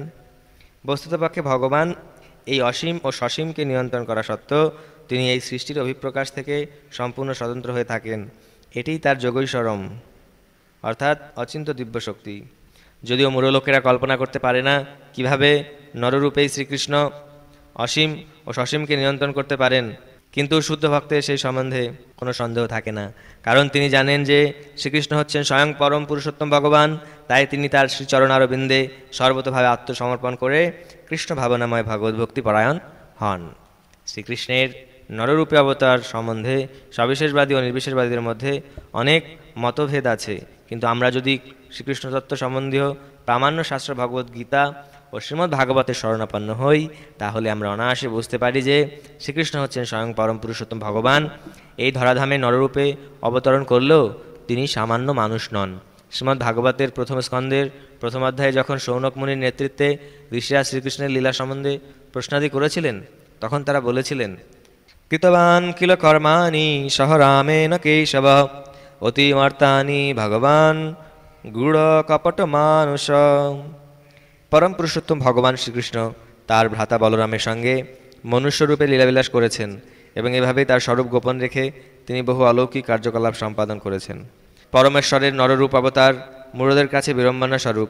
পৃথিবীতে অবস্থানকালে শ্রীকৃষ্ণ যে সমস্ত অদ্ভুত ক্রিয়াকলাপ প্রদর্শন করেন তা কোনো সাধারণ মানুষ করতে পারে না। শ্রীকৃষ্ণ যখন তার পিতা ও মাতা বসুদেব ও দেবকীর সমক্ষে সর্বপ্রথম আবির্ভূত হন, তখন তিনি চতুর্ভুজ রূপ নিয়ে প্রকট হয়েছিলেন, কিন্তু মাতা পিতার বাৎসল্য প্রেমময়ী প্রার্থনায় তিনি একটি সাধারণ শিশুর রূপ ধারণ করেন। ভাগবতে বলা হয়েছে, বভূভ প্রাকৃত শিশু। তিনি একটি সাধারণ শিশু, একটি সাধারণ মানুষে পরিণত হয়েছিলেন। এখন আবার এখানে প্রতিপন্ন করা হয়েছে যে সাধারণ মানুষ রূপে প্রকট হওয়া তার চিন্ময় শ্রীবিগ্রহের এক মধুর বিলাস। ভগবদ্গীতার 11 অধ্যায়েও বর্ণনা করা হয়েছে যে অর্জুন শ্রীকৃষ্ণের চতুর্ভুজ রূপ দেখবার জন্য প্রার্থনা করেছিলেন। তেনৈব রূপেণ চতুর্ভুজেন। এই চতুর্ভুজ রূপ প্রকাশের পর অর্জুনের প্রার্থনায় শ্রীকৃষ্ণ পুনরায় তার আদি মনুষ্য রূপ মানুষম রূপম ধারণ করেছিলেন। ভগবানের এই বিবিধ রূপ বৈচিত্র্য সাধারণ মানুষের সাধ্য নয়। কিছু লোক যারা মায়াবাদের দ্বারা কলুষিত হওয়ার ফলে শ্রীকৃষ্ণকে উপহাস করে, তারা শ্রীকৃষ্ণকে সাধারণ মানুষ বলে প্রতিপন্ন করবার উদ্দেশ্যে শ্রীমদ্ ভাগবতের এই শ্লোকটি উদ্ধৃত করে, অহম সর্বেষু ভূতেষু ভূতাত্মা অবস্থিত সদা। আমি সর্বদা সমস্ত জীবের মধ্যে পরমাত্মার অবস্থান করি। শ্রীকৃষ্ণকে উপহাসকারী অনধিকারী ব্যক্তিদের মনোকল্পিত ব্যাখ্যার অনুসরণ না করে এই শ্লোকের তাৎপর্য শ্রীল জীব গোস্বামী ও শ্রীল বিশ্বনাথ চক্রবর্তী ঠাকুর আদি বৈষ্ণব আচার্যদের ব্যাখ্যা অনুসারে বুঝতে চেষ্টা করা উচিত। এই শ্লোকের টিকায় শ্রীল জীব গোস্বামী বলেছেন যে শ্রীকৃষ্ণ পরমাত্মারূপে স্থাবর ও জঙ্গম সমস্ত জীবের মধ্যে অবস্থান করেন। তাই যে প্রাকৃত ভক্ত কেবল মন্দিরে প্রতিষ্ঠিত ভগবানের অর্চামূর্তির পরিচর্যায় ব্যস্ত কিন্তু অন্যান্য জীবদের সম্মান দিতে জানে না, তার অর্চা পূজা ব্যর্থ। 3 শ্রেণীর ভগবত ভক্তদের মধ্যে প্রাকৃত ভক্তেরা সবচেয়ে কনিষ্ঠ শ্রেণীভুক্ত। সে অন্য ভক্তদের উপেক্ষা করে মন্দিরের অর্চা বিগ্রহের প্রতি একাগ্র হয়ে থাকে। সুতরাং বিশ্বনাথ চক্রবর্তী ঠাকুরের সাবধান বাণী হচ্ছে যে এই প্রকার মনোবৃত্তি সংশোধন করা আবশ্যক। ভক্তের দেখা উচিত যে যেহেতু পরমাত্মারূপে শ্রীকৃষ্ণ সমস্ত জীবের হৃদয়ে বিরাজমান থাকেন, তাই প্রতিটি জীব হচ্ছে ভগবানের মন্দির। ভগবানের মন্দিরকে যেভাবে অভিবাদন করা হয় তেমনি পরমাত্মার মন্দির স্বরূপ প্রতিটি প্রাণীকে যথোচিত সম্মান করা উচিত। প্রত্যেককেই যথোচিত শ্রদ্ধা জানানো উচিত এবং কখনোই কাউকে অবহেলা করা উচিত নয়। অনেক নির্বিশেষবাদী আছে যারা মন্দিরে ভগবানের শ্রীবিগ্রহের অর্চনা করাকে উপহাস করে। তারা তর্ক করে যে ঈশ্বর সর্বব্যাপক, অতএব মন্দিরে পূজা করে তাকে সীমিত করা হবে কেন? কিন্তু ভগবান যদি সর্বব্যাপক হন তাহলে কি তিনি মন্দিরে অথবা অর্চা বিগ্রহে নেই? সবিশেষবাদী এবং নির্বিশেষবাদীরা যদিও এভাবেই আবহমান কাল তর্ক করে থাকে, কিন্তু কৃষ্ণ ভাবনাময় শুদ্ধ ভক্ত যথার্থই জানেন যে ভগবান শ্রীকৃষ্ণ পরম পুরুষোত্তম হলেও তিনি সর্বব্যাপক। ব্রহ্মসংহিতাতেও সেই কথা প্রতিপন্ন করা হয়েছে। তার পরম ধাম গোলক বৃন্দাবনে নিত্য বিরাজমান হওয়া সত্ত্বেও তিনি তার বিবিধ শক্তির প্রভাবে এবং তার অংশ কলার প্রকাশের মাধ্যমে প্রাকৃত ও অপ্রাকৃত সৃষ্টির সর্বত্র বিরাজমান। मोघासा मोघकर्माण मोघज्ञानविचेतसा राक्षसीमासुरीं चैव प्रकृतिं मोहिनीं श्रिता। আমাকে অবজ্ঞাতাই ব্যর্থ সব আশা বিফল করো তার জ্ঞানের জিজ্ঞাসা।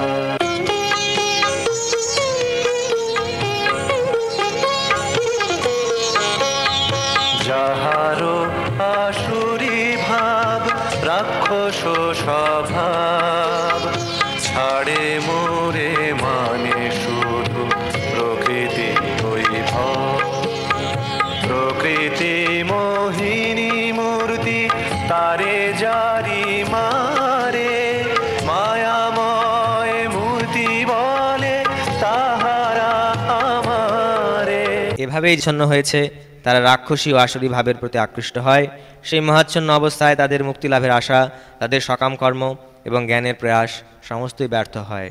তাৎপর্য: অনেক ভক্ত আছে যারা নিজেদের কৃষ্ণ ভাবনাময় ও ভক্তিযোগে যুক্ত বলে মনে করে, কিন্তু তারা অন্তরে পরম পুরুষোত্তম শ্রীকৃষ্ণকে পরম তত্ত্ব বলে স্বীকার করে না। তারা কোনোদিনই ভক্তিযোগের ফলস্বরূপ ভগবদ্ধাম প্রাপ্ত হতে পারে না। তেমনই যারা সকাম পুণ্যকর্মে নিয়োজিত এবং যারা পরিশেষে এই জড়বন্ধন থেকে মুক্তি লাভের আশা করছে, তারা কোনোটিতেই সফল হবে না, কারণ তারা পরমেশ্বর ভগবান শ্রীকৃষ্ণকে উপহাস করে। পক্ষান্তরে যে সমস্ত মানুষ ভগবান শ্রীকৃষ্ণকে উপেক্ষা করে তারা আসরিক ভাবাপন্ন কিংবা নাস্তিক। ভগবদ্গীতার 7ম অধ্যায়ে তাই বলা হয়েছে যে এই ধরনের আসরিক ভাবাপন্ন দুষ্ট লোকেরা কখনোই ভগবান শ্রীকৃষ্ণের শরণাগত হয় না। তাই পরম তত্ত্বজ্ঞান লাভের জন্য তারা মনোধর্মপ্রসূত জল্পনা কল্পনার মাধ্যমে এই সিদ্ধান্তে উপনীত হয় যে সাধারণ জীব ও শ্রীকৃষ্ণের মধ্যে কোনোই পার্থক্য নেই। এই ভ্রান্ত ধারণার বশবর্তী হয়ে তারা মনে করে যে তাদের মনুষ্যদেহ এখন মায়ার দ্বারা আবৃত হয়ে আছে, কিন্তু যখন কেউ তার দেহ থেকে মুক্ত হবে তখন তার ঐশ্বরের মধ্যে কোনো পার্থক্য থাকবে না। মোহগ্রস্ত চিন্তাধারার ফলে শ্রীকৃষ্ণের সঙ্গে এক হওয়ার এই যে প্রচেষ্টা, তা কোনোদিনই সফল হবে না। পারমার্থিক জ্ঞানের ক্ষেত্রে এই ধরনের নাস্তিক্য ও আসরিক অনুশীলন সর্বদাই নিষ্ফল হয়। এটি হচ্ছে এই শ্লোকের নির্দেশ। এই ধরনের লোকদের দ্বারা বেদান্ত সূত্র ও ও উপনিষদ আদি বৈদিক শাস্ত্র থেকে জ্ঞান অনুশীলন চিরকালে নিষ্ফল ও ব্যর্থ হয়। সুতরাং পরম পুরুষোত্তম ভগবান শ্রীকৃষ্ণকে একজন সাধারণ মানুষ বলে মনে করা মহা অপরাধ। যারা তা করে তারা অবশ্যই বিভ্রান্ত, কারণ তারা শ্রীকৃষ্ণের শাশ্বত রূপ হৃদয়ঙ্গম করতে পারে না। বৃহৎ বিষ্ণু স্মৃতিতে স্পষ্টভাবে বলা হয়েছে, যবেত্তি ভৌতিকম দেহম কৃষ্ণস্য পরমাত্মন স সর্বস্মাদ বহিষ্কার্য শ্রৌতস্মার্ত বিধানত মুখম তস্যাবলক্যাপি সচলম স্নানমাচরেত। যে শ্রীকৃষ্ণের শ্রীবিগ্রহকে প্রাকৃত দেহ বলে মনে করে তাকে শ্রুতি ও স্মৃতি শাস্ত্রের সমস্ত বিধান থেকে বহিষ্কৃত করা উচিত, এবং ঘটনাক্রমে যদি কখনও তার মুখদর্শন ঘটে তাহলে সেই পাপ থেকে মুক্ত হওয়ার জন্য এবং সংক্রমণ থেকে মুক্ত রক্ষা পাওয়ার উদ্দেশ্যে তৎক্ষণাৎ গঙ্গা স্নান করা উচিত। পরম পুরুষোত্তম ভগবান শ্রীকৃষ্ণকে তারাই উপহাস করে যারা তার প্রতি ঈর্ষাপরায়ণ। তাদের নিয়তি হচ্ছে জন্ম জন্মান্তর ধরে নিশ্চিতভাবে বারবার আসরিক ও নিরীশ্বরবাদী জনিত জন্মগ্রহণ করা। তাদের প্রকৃত জ্ঞান চিরকালই মহাচ্ছন্ন হয়ে থাকবে, যার ফলে তারা উত্তরোত্তর সৃষ্টিরাজ্যের সবচেয়ে তমসাময় অধম জনিতেই পতিত হবে। মাত্মানস্তু মাম পার্থা দেবীম প্রকৃতিমাশ্রিতা ভজন্ত্যনন্যমনসা জ্ঞাত্বা ভূতাদিমব্যয়ম।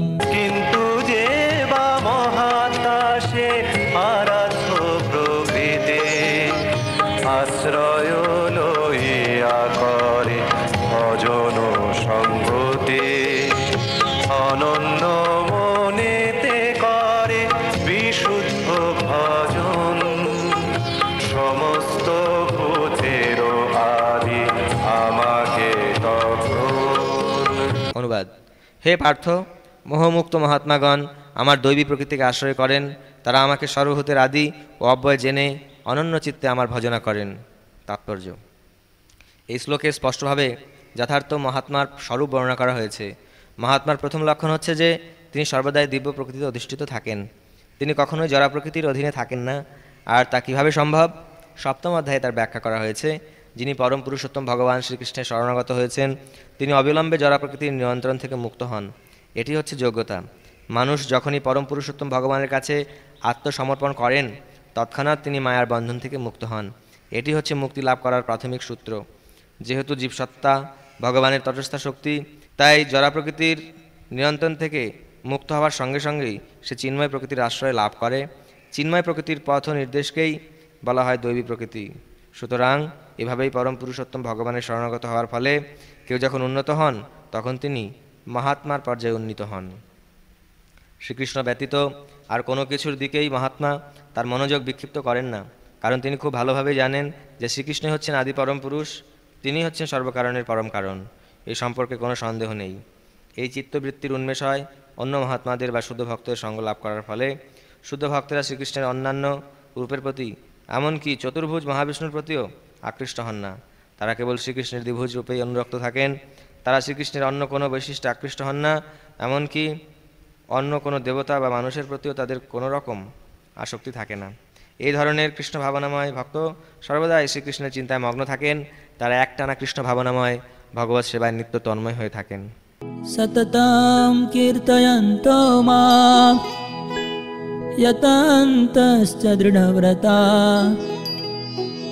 नमस्यन्तश्च मां भक्त्या नित्ययुक्ता उपासते।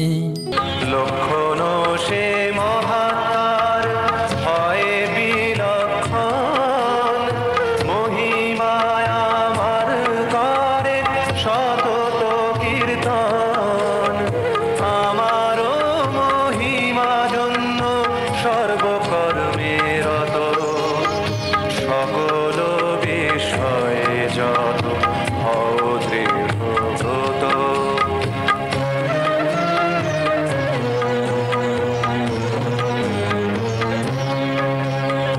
ভক্তির যাজন আর প্রণাম বিজ্ঞপ্তি নিত্য সেবা উপাসনা আমাকে প্রাপ্তি।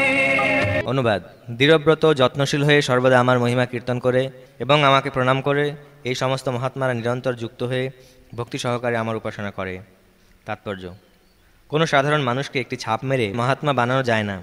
মহাত্মার স্বরূপ এখানে বর্ণনা করা হয়েছে। মহাত্মা সর্বদাই পরম পুরুষোত্তম ভগবান শ্রীকৃষ্ণের মহিমা কীর্তনে মগ্ন থাকেন, তার আর অন্য কোনো কাজই থাকে না।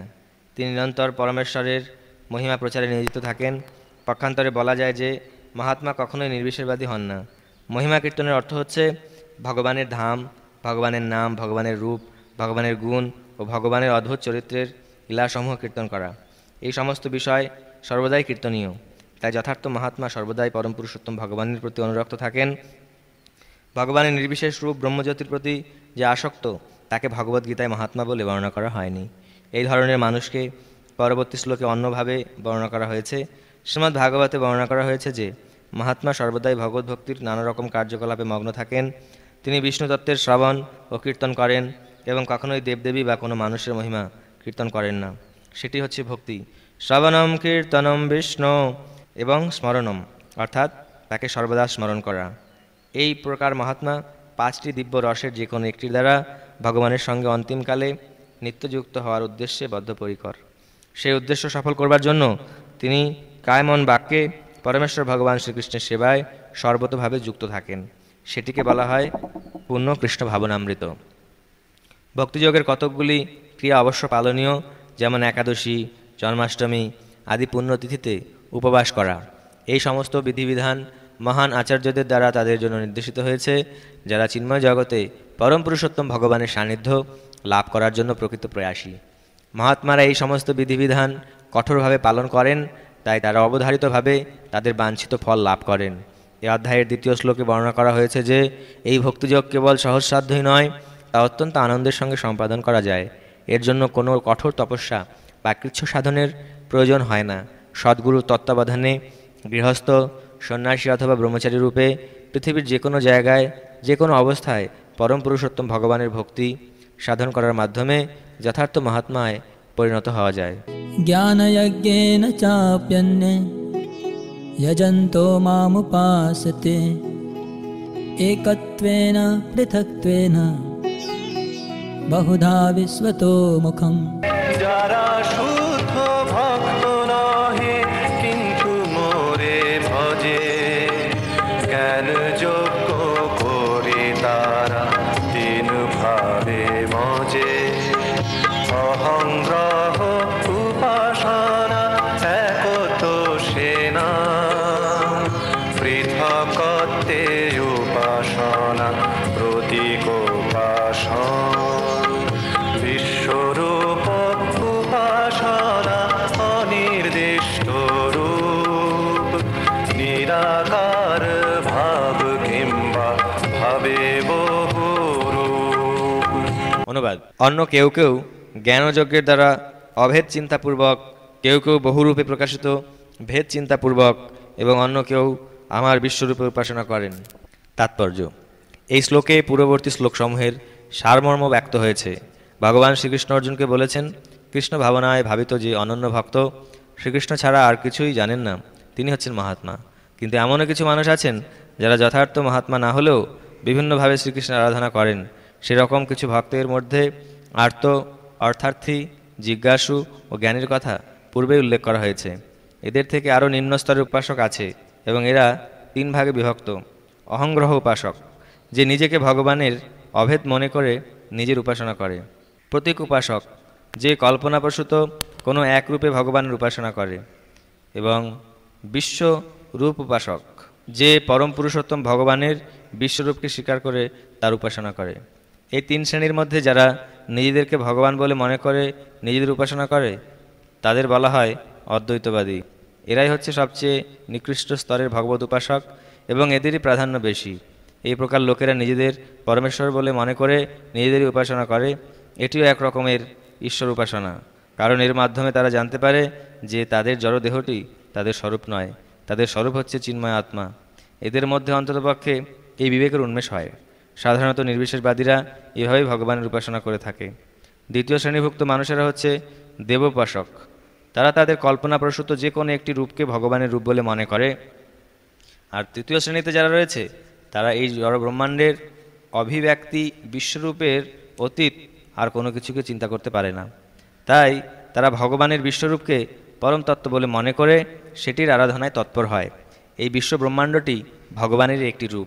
अहं क्रतु अहं यज्ञ स्वधाहम् अहमौषधम् मन्त्रोऽहम् अहमेवाज्यम् अहमग्निरहं हुतम्। আমি শেষার্ত যজ্ঞে স্রোত বৈষ্ণদেব, আমি শেষ সধা মন্ত্র ঔষধ বিভেদ, আমি সে অগ্নিহোম ঘৃতাদি সামগ্রী, আমি পিতা আমি মাতা অথবা বিধাত্রী। অনুবাদ: আমি অগ্নিষ্টমাদি শ্রৌতযজ্ঞ, আমি বৈশ্যদেবাদি স্মার্তযজ্ঞ, আমি পিতৃপুরুষদের উদ্দেশ্যে শ্রাদ্ধাদি কর্ম, আমি রোগ নিবারক ভেষজ, আমি মন্ত্র, আমি হোমের ঘৃত, আমি অগ্নি এবং আমি হোমক্রিয়া। তাৎপর্য: জ্যোতিষ্ঠম নামক যজ্ঞ হচ্ছে শ্রীকৃষ্ণ এবং স্মৃতিশাস্ত্র অনুসারে তিনি মহাযজ্ঞ। পিতৃলোককে অর্পণ করা হয় যে সধা বা ঘৃতরূপী ঔষধ, তাও শ্রীকৃষ্ণের একটি রূপ। এই ক্রিয়াতে উচ্চারিত মন্ত্র হচ্ছে কৃষ্ণ। যজ্ঞের যে সমস্ত দুগ্ধজাত পদার্থ আহুতি দেওয়া হয় তাও শ্রীকৃষ্ণ। অগ্নিকেও শ্রীকৃষ্ণ বলা হয়েছে, কারণ পঞ্চমহাভূতের একটি তত্ত্ব হওয়ার ফলে তাও শ্রীকৃষ্ণেরই ভিন্ন শক্তি, অর্থাৎ বৈদিক কর্মকাণ্ডে প্রতিপাদিত বিবিধ যজ্ঞের সমষ্টিও হচ্ছে কৃষ্ণ। প্রকারান্তরে এটি জানা উচিত যে যে মানুষ কৃষ্ণ ভক্তিতে নিষ্ঠাবান তিনি ইতিমধ্যেই সমস্ত বৈদিক যজ্ঞের অনুষ্ঠান করেছেন। पिताहमस्य जगतो माता धाता पितामहा वेद्यं पवित्रमोङ्कार ऋक्सां यजुरेव च। আমি পিতামহ বেদ্য পবিত্র ওঙ্কার, আমি ঋক্, আমি সাম, যজু কিংবায়া। অনুবাদ: আমি এই জগতের পিতা, মাতা, বিধাতা ও পিতামহ, আমি জ্ঞেয় বস্তু, শোধনকারী ও ওঙ্কার, আমি ঋক্, সাম ও যজুর্বেদ। তাৎপর্য: শ্রীকৃষ্ণের শক্তির বিবিধ ক্রীড়ার ফলেই চরাচরের সমস্ত সৃষ্টির অভিব্যক্তি হয়। সংসারে আমরা বিভিন্ন জীবের সঙ্গে নানা রকম আত্মীয়তার সম্বন্ধ স্থাপন করি। এই সমস্ত জীব বস্তুতপক্ষে শ্রীকৃষ্ণের তটস্থ শক্তি, কিন্তু প্রকৃতির সৃষ্টির অধীনে তাদের কেউ কেউ আমাদের পিতা, মাতা, পিতামহ, সৃষ্টিকর্তা আদিরূপে প্রতিভাত হন, কিন্তু প্রকৃতপক্ষে তারা সকলেই শ্রীকৃষ্ণের বিভিন্ন অংশ ব্যতীত আর কিছুই নন। এভাবেই আমাদের মাতা পিতারূপে প্রতিভাত হয় যে সমস্ত জীবসত্তা, তারাও শ্রীকৃষ্ণ ছাড়া আর কিছুই নন। এই শ্লোকে ধাতা শব্দের অর্থ হচ্ছে সৃষ্টিকর্তা। আমাদের পিতামাতা যে কেবল শ্রীকৃষ্ণের বিভিন্ন অংশ তাই নন, পরন্তু সৃষ্টিকর্তা, পিতামহী ও পিতামহ প্রমুখ সকলেই শ্রীকৃষ্ণ। শ্রীকৃষ্ণের অপরিহার্য অংশ হবার ফলে বস্তুতপক্ষে প্রতিটি জীবই হচ্ছে শ্রীকৃষ্ণ। তাই সম্পূর্ণ বেদের একমাত্র লক্ষ্য হচ্ছে শ্রীকৃষ্ণ। বেদের মাধ্যমে আমরা যা কিছু জানতে চাই তা ক্রমশ শ্রীকৃষ্ণের স্বরূপ তত্ত্বের দিকে আমাদের এগিয়ে নিয়ে চলে। যে তত্ত্বজ্ঞান আমাদের অন্তরকে কলুষমুক্ত করতে সাহায্য করে তা বিশেষরূপে শ্রীকৃষ্ণ। তেমনি যে মানুষ সম্পূর্ণরূপে বৈদিক তত্ত্বজ্ঞান জানবার প্রয়াসী, সেও শ্রীকৃষ্ণেরই অবিচ্ছেদ্য অংশ এবং সেই কারণে শ্রীকৃষ্ণ থেকে অভিন্ন। সমস্ত বৈদিক মন্ত্রগুলির মধ্যে ওং শব্দটিকে বলা হয় প্রণব এবং সেটি হচ্ছে অপ্রাকৃত শব্দতরঙ্গ, তাই সেটিও শ্রীকৃষ্ণ। আর যেহেতু ঋক্, সাম, যজু ও অথর্ব এই চার বেদের সমস্ত মন্ত্রের মধ্যে প্রণব বা ওঙ্কার হচ্ছে অত্যন্ত বৈশিষ্ট্যপূর্ণ, তাই বুঝতে হবে সেটিও শ্রীকৃষ্ণ। गते भर्ता प्रभु साक्षी निवास शरणं सुरे प्रभवा प्रलयस्थानं निधानं बीजमव्ययम्। আমি গতি, আমি ভর্তা, মোরে সাক্ষী করো, আমি সে শরণ্য ধাম, প্রভাব প্রলয়। অনুবাদ: আমি সকলের গতি, ভর্তা, প্রভু, সাক্ষী, নিবাস, শরণ ও শরীর। আমি উৎপত্তি, নাশ, সৃষ্টি, আশ্রয় ও অব্যয় বীজ। তাৎপর্য: গতি শব্দে এখানে গন্তব্যস্থানকে বোঝানো হয়েছে, যেখানে আমরা যেতে চাই, কিন্তু সকলেরই পরম গতি হচ্ছেন শ্রীকৃষ্ণ। যদিও সাধারণ মানুষ এই কথা জানে না, যারা শ্রীকৃষ্ণকে জানে না তারা নিশ্চিতরূপে পথভ্রষ্ট। তাদের তথাকথিত উন্নতির পথে প্রগতি প্রকৃতপক্ষে অসম্পূর্ণ অথবা ভ্রমাত্মক। অনেক মানুষ আছে যারা বিভিন্ন দেবদেবীকে তাদের পরম লক্ষ্য বলে মনে করে এবং ঐকান্তিক নিষ্ঠার সঙ্গে তাদের পূজা করার ফলে তারা চন্দ্রলোক, সূর্যলোক ইন্দ্রলোক, মহল্লোক আদি উচ্চতর গ্রহলোক প্রাপ্ত হয়। কিন্তু শ্রীকৃষ্ণের দ্বারা রচিত এই সমস্ত গ্রহলোকগুলি যুগপৎভাবে কৃষ্ণ আবার কৃষ্ণ নয়। শ্রীকৃষ্ণেরই শক্তির প্রকাশ হওয়ায় এই সমস্ত গ্রহলোকও শ্রীকৃষ্ণ, কিন্তু প্রকৃতপক্ষে সেগুলি কৃষ্ণতত্ত্ব উপলব্ধির পথে এক পদক্ষেপ অগ্রসর হতে সাহায্য করে মাত্র। শ্রীকৃষ্ণের বিভিন্ন শক্তির সমীপবর্তী হওয়া শ্রীকৃষ্ণের প্রতি পরোক্ষভাবে অগ্রসর হওয়ার মতো। তাই সময় ও সামর্থ্যের ব্যর্থ অপচয় না করে প্রত্যক্ষরূপে শ্রীকৃষ্ণের দিকে অগ্রসর হওয়া বিদেহ। তার ফলে সময় ও শক্তি বাঁচানো যায়। উদাহরণস্বরূপ বলা যায়, যদি কোনো বাড়িতে উঠবার জন্য লিফট থাকে, তাহলে অনর্থক সিঁড়ি দিয়ে কেউ উঠবে কেন? সব কিছুই শ্রীকৃষ্ণের শক্তিকে আশ্রয় করে আছে। সুতরাং শ্রীকৃষ্ণের আশ্রয় ব্যতীত কোনো কিছুর অস্তিত্ব থাকতে পারে না। শ্রীকৃষ্ণ হচ্ছেন পরম নিয়ন্তা, কারণ সব কিছুই তারই অধীন এবং তারই শক্তিকে আশ্রয় করে সব কিছু বিদ্যমান। সমস্ত জীবের অন্তর্যামী রূপে শ্রীকৃষ্ণ হচ্ছেন পরম সাক্ষী। আমাদের নিবাস, দেশ, গ্রহলোক আদি যেখানে আমরা বসবাস করি, তাও শ্রীকৃষ্ণ। শ্রীকৃষ্ণ হচ্ছেন পরম আশ্রয় ও গতি।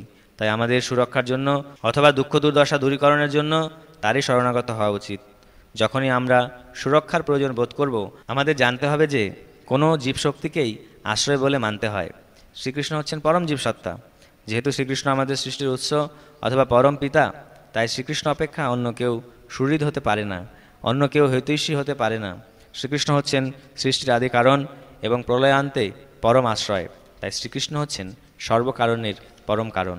तपाम्यहम् अहं वर्षं निःगृह्णाम्युत्सृजामि च अमृतं चैव मृत्युश्च सदसच्चाहमर्जुन। আমি সে উৎপত্তি স্থিতি বীজ আমি বৃষ্টি, আমি মেঘ, আমি মৃত্যু, আমি সে অমৃত তত্ত্ব। শুনো হে অর্জুন, সদ সদ যাহা কিছু আমি বিশ্বরূপ। অনুবাদ: হে অর্জুন, আমি তাপ প্রদান করি এবং আমি বৃষ্টি বর্ষণ করি ও আকর্ষণ করি। আমি অমৃত এবং আমি মৃত্যু, জড় ও চেতন বস্তু উভয়ই আমার মধ্যে। তাৎপর্য: শ্রীকৃষ্ণ তার বিবিধ শক্তি, বিদ্যুৎ ও সূর্যের মাধ্যমে তাপ ও আলোক বিকিরণ করেন। গ্রীষ্ম ঋতুতে তিনি বৃষ্টিকে আকাশ থেকে পড়তে দেন না, আবার বর্ষা ঋতুতে তিনি অবিরাম প্রচণ্ড বৃষ্টি বর্ষণ করেন। যে শক্তি আমাদের আয়ুকে পরিবর্ধিত করে আমাদের বাঁচিয়ে রাখে, তাও শ্রীকৃষ্ণেরই শক্তি। জীবনের অন্তেও শ্রীকৃষ্ণ মৃত্যুরূপে আমাদের সামনে উপস্থিত হন। শ্রীকৃষ্ণের এই বিভিন্ন শক্তির বিশ্লেষণ করার ফলে আমরা প্রতিপন্ন করতে পারি যে তার দৃষ্টিতে জড় ও চেতনের মধ্যে কোনো পার্থক্য নেই, অথবা পক্ষান্তরে জড় ও চেতন উভয়ই তার প্রকাশ। তাই কৃষ্ণ ভাবনার অতি উন্নত স্তরে এই রকম পার্থক্য সৃষ্টি করা উচিত নয়। এই অবস্থায় প্রতিষ্ঠিত যিনি উত্তম অধিকারী, তিনি সর্বত্র সব কিছুতেই শ্রীকৃষ্ণকে দেখতে পান। যেহেতু জড় ও চেতন উভয় শ্রীকৃষ্ণ, তাই সমস্ত জড় উপাদানে সংগঠিত বিশাল বিশ্বরূপ হচ্ছে শ্রীকৃষ্ণ। মুরলীধর শ্যামসুন্দর রূপে তার যে বৃন্দাবন লীলা, সেটি তার পরম মাধুর্যময় ভগবত লীলা। त्रैवेद्या मां सोमपापुत पापा यज्ञैरिष्ट्वा स्वर्गतिं प्रार्थयन्ते ते पुण्यमासाद्य सुरेन्द्रलोकम् अस्नन्ति दिव्यान् दिवि देवभोगान्।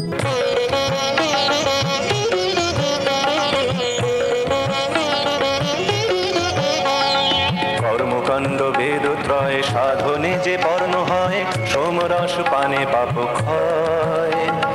যোগ্য মোর উপাসনা যে বা করে সে সাধনা, স্বর্গ সুখ প্রার্থনা সে করে। পুণ্যের ফলেতে সেই সুরেন্দ্র লোকেতে যায়, দিব্য সুখ ভোগ সে থা করে। ত্রিবেদজ্ঞগণ যজ্ঞানুষ্ঠান দ্বারা আমাকে আরাধনা করে যজ্ঞাবশিষ্ট সোমরস পান করে পাপ মুক্ত হন এবং স্বর্গে গমন প্রার্থনা করেন। তারা পুণ্যকর্মের ফলস্বরূপ ইন্দ্রলোক লাভ করে দেবভোগ্য দিব্য স্বর্গসুখ উপভোগ করেন। তাৎপর্য: ত্রৈবিদ্যা বলতে সাম, যজু ও ঋক নামক তিনটি বেদকে বোঝায়। যে ব্রাহ্মণ এই তিনটি বেদ অধ্যয়ন করেছেন তাকে বলা হয় ত্রিবেদী। যারা এই তিনটি বেদ থেকে প্রাপ্ত জ্ঞানের প্রতি অত্যন্ত আসক্ত, তারা মনুষ্য সমাজে সম্মান ও প্রতিষ্ঠা লাভ করেন। দুর্ভাগ্যবশত বেদের অনেক বড় বড় পণ্ডিতেরা বৈদিক জ্ঞানের প্রকৃত তাৎপর্য উপলব্ধি করতে পারেন না। তাই শ্রীকৃষ্ণ এই শ্লোকে ঘোষণা করেছেন যে তিনি হচ্ছেন ত্রিবেদীদের পরম লক্ষ্য। যথার্থ ত্রিবেদী শ্রীকৃষ্ণের চরণারবিন্দে শরণাগত হন এবং তার প্রীতি উৎপাদনের জন্য বিশুদ্ধ ভক্তিযোগে নিয়োজিত থাকেন। এই ভক্তিযোগ শুরু হয় হরে কৃষ্ণ মহামন্ত্র কীর্তন ও সেই সঙ্গে কৃষ্ণতত্ত্ব জানবার প্রচেষ্টা করার মাধ্যমে। দুর্ভাগ্যবশত যে সমস্ত মানুষ কেবল আনুষ্ঠানিকভাবে বেদ অধ্যয়ন করে তারা ইন্দ্র, চন্দ্র আদি দেবতাদের উদ্দেশ্যে যজ্ঞ করার প্রতি অত্যন্ত আসক্ত হয়। এই প্রকার প্রচেষ্টার দ্বারা এই ধরনের দেবোপাসকেরা নিঃসন্দেহে প্রকৃতির নিকৃষ্ট গুণের দোষ থেকে শুদ্ধ হয়ে স্বর্গলোক, মহরলোক, জনলোক, তপলোক আদি উচ্চলোক প্রাপ্ত হয়। এই সমস্ত স্বর্গলোকে একবার অধিষ্ঠিত হলে এই জগতের থেকে লক্ষ লক্ষ গুণ বেশি ইন্দ্রতৃপ্তি সাধন করা সম্ভব হয়। ते तं भुक्त्वा स्वर्गलोकं विशालं क्षीणे पुण्ये मर्त्यलोकं विशन्ति एवं त्रयीधर्ममनो प्रपन्ना गतागतं कामकामा लभन्ते। বিশাল সে স্বর্গসুখ ভুলে যায় জড় দুঃখ, ক্রমে ক্রমে তার পুণ্য হারে। ওই ধর্ম কর্মকাণ্ড অয়মুখ বিশ্বভাণ্ড অমৃত ভাবিয়া যে বা খায়। গতাগতি কামলাভ জন্মে জন্মে মহাতাপ, তার জন্ম অধঃপাতে যায়। অনুবাদ: তারা সেই বিপুল স্বর্গসুখ উপভোগ করে পুণ্য ক্ষয় হলে মর্তলোকে ফিরে আসেন। এভাবেই ত্রিবেদোক্ত ধর্মের অনুষ্ঠান করে ইন্দ্রসুখ ভোগের আকাঙ্ক্ষী মানুষেরা সংসারে কেবলমাত্র বারংবার জন্ম মৃত্যু লাভ করে থাকেন। তাৎপর্য: স্বর্গলোকে উন্নীত হবার ফলে জীব তথাকথিত দীর্ঘ জীবন ও ইন্দ্রিয়তৃপ্তির শ্রেষ্ঠ সুযোগ সুবিধা লাভ করে, কিন্তু তারা চিরকাল সেখানে থাকতে পারে না। পুণ্য কর্মফল শেষ হয়ে যাওয়ার পর তাকে আবার এই মর্তলোকে ফিরে আসতে হয়। বেদান্ত সূত্রে নির্দেশিত পুণ্য জ্ঞান জন্মাদাস্য যত যে প্রাপ্ত হয়নি, অথবা যে সর্বকারণের পরম কারণ শ্রীকৃষ্ণকে তত্ত্বগতভাবে জানতে পারেনি, সে মানব জীবনের পরম লক্ষ্য থেকে বিচ্যুত হয়েছে। সে কখনো স্বর্গলোকে উত্তীর্ণ হয় এবং তারপরে আবার এই মর্তলোকে নেমে আসে, যেন সে নাগরদোলায় বসে কখনো উপরের দিকে কখনো নিচের দিকে পাক খেতে থাকে। এর তাৎপর্য হচ্ছে যে যেখানে একবার ফিরে গেলে আর নিচে নেমে আসতে হয় না, সেই চিন্ময় জগতে উন্নীত না হয়ে সে কেবলমাত্র উচ্চ ও নিম্নলোকে জন্মমৃত্যুর চক্রে আবর্তন করতে থাকে। তাই মানুষের উচিত চিন্ময় জগৎ প্রাপ্ত হওয়ার চেষ্টা করা, যার ফলে সচ্চিদানন্দময় নিত্য জীবন লাভ করা যায় এবং আর কখনো এই দুঃখময় জড়জগতে ফিরে আসতে হয় না। अनन्याश्चिन्तयन्तो मां ये जना पर्युपासते तेषां नित्याभियुक्तानां योगक्षेममहाम्यहम्।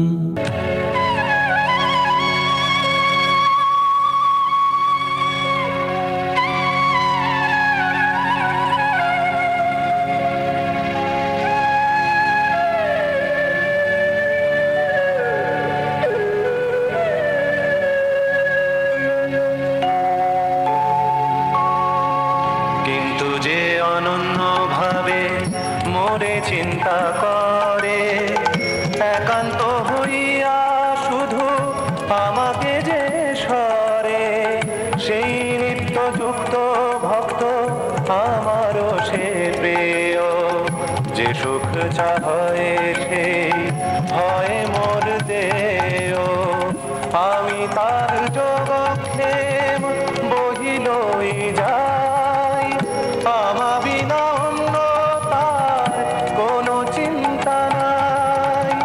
অনুবাদ: অনন্য চিত্তে আমার চিন্তায় মগ্ন হয়ে পরিপূর্ণ ভক্তি সহকারে যারা সর্বদাই আমার উপাসনা করেন, তাদের সমস্ত অপ্রাপ্ত বস্তু আমি বহন করি এবং তাদের প্রাপ্ত বস্তুর সংরক্ষণ করি। তাৎপর্য: যিনি কৃষ্ণ ভাবনা ছাড়া এক মুহূর্ত থাকতে পারেন না, তিনি শ্রবণ, কীর্তন, স্মরণ, বন্দন, অর্চন, পাদসেবন, দাস্য সখ্য ও আত্মনিবেদনের দ্বারা নবধা ভক্তিপরায়ণ হয়ে 24 ঘণ্টা শ্রীকৃষ্ণের স্মরণ ছাড়া অন্য কিছু করেন না। ভক্তির এই সমস্ত ক্রিয়া পরম মঙ্গলময় এবং পারমার্থিক শক্তি সম্পন্ন, যার ফলে ভক্ত আত্ম উপলব্ধিতে পূর্ণতা লাভ করতে পারেন। তখন তার একমাত্র অভিলাষ হয় ভগবানের সঙ্গ লাভ করা। এই প্রকার ভক্ত অনায়াসে নিঃসন্দেহে ভগবানের সান্নিধ্য লাভ করেন। একে বলা হয় যোগ। ভগবানের কৃপার ফলে এই ধরনের ভক্তদের আর কখনো এই জড়জাগতিক বদ্ধ জীবনে ফিরে আসতে হয় না। ক্ষেম কথাটির অর্থ হচ্ছে ভগবানের কৃপাময় সংরক্ষণ। যোগের দ্বারা কৃষ্ণ ভাবনা লাভ করতে ভগবান ভক্তকে সহায়তা করেন এবং তিনি পূর্ণরূপে কৃষ্ণ ভাবনায় ভাবিত হলে ভগবান তাকে দুঃখময় বদ্ধ জীবনে পতিত হবার সম্ভাবনা থেকে রক্ষা করেন। येऽप्यन्यदेवता भक्ता यजन्ते श्रद्धयान्विता तेऽपि मामेव कौन्तेया यजन्त्यविधिपूर्वकम्। ইতর দেবতা যেবা পূজে শ্রদ্ধা করি, সেও আমাকে পূজে বিধি ধর্ম ছাড়ি। অনুবাদ: হে কন্তেয়, যারা অন্য দেবতাদের ভক্ত এবং শ্রদ্ধা সহকারে তাদের পূজা করে, প্রকৃতপক্ষে তারা অবিধিপূর্বক আমারই পূজা করে। তাৎপর্য: শ্রীকৃষ্ণ বলেছেন, যারা দেবতাদের উপাসনা করে তারা অল্প বুদ্ধি সম্পন্ন, যদিও এই ধরনের উপাসনা পরোক্ষভাবে আমারই উপাসনা। উদাহরণস্বরূপ বলা যায়, গাছের গোড়ায় জল দেওয়ার পরিবর্তে কেউ যদি তার ডালপালায় জল দিতে থাকে, তবে সেটি সে করে যথেষ্ট জ্ঞানের অভাবে অথবা সাধারণ নিয়মনীতি পালন না করার ফলে। তেমনি দেহের প্রতিটি অঙ্গ প্রত্যঙ্গকে সেবা করার উপায় হচ্ছে উদরে খাদ্য প্রদান করা। সুতরাং বলা যেতে পারে, দেবতারা হচ্ছেন পরমেশ্বর ভগবানের সার্বভৌম প্রশাসনের অন্তর্গত ভিন্ন ভিন্ন পদাধিকারী শাসক ও সঞ্চালক। প্রজার কর্তব্য হচ্ছে রাষ্ট্রের আইন পালন করা। কর্মচারীর অথবা সঞ্চালকদের কল্পিত বিধান পালন করা কখনোই তার কর্তব্য নয়। তেমনি সকলেরই কর্তব্য হচ্ছে কেবল পরমেশ্বর ভগবানের আরাধনা করা। ভগবানের আরাধনা করার ফলে তার কর্মচারী স্বরূপ বিভিন্ন দেবতারাও আপনা থেকেই তুষ্ট হন।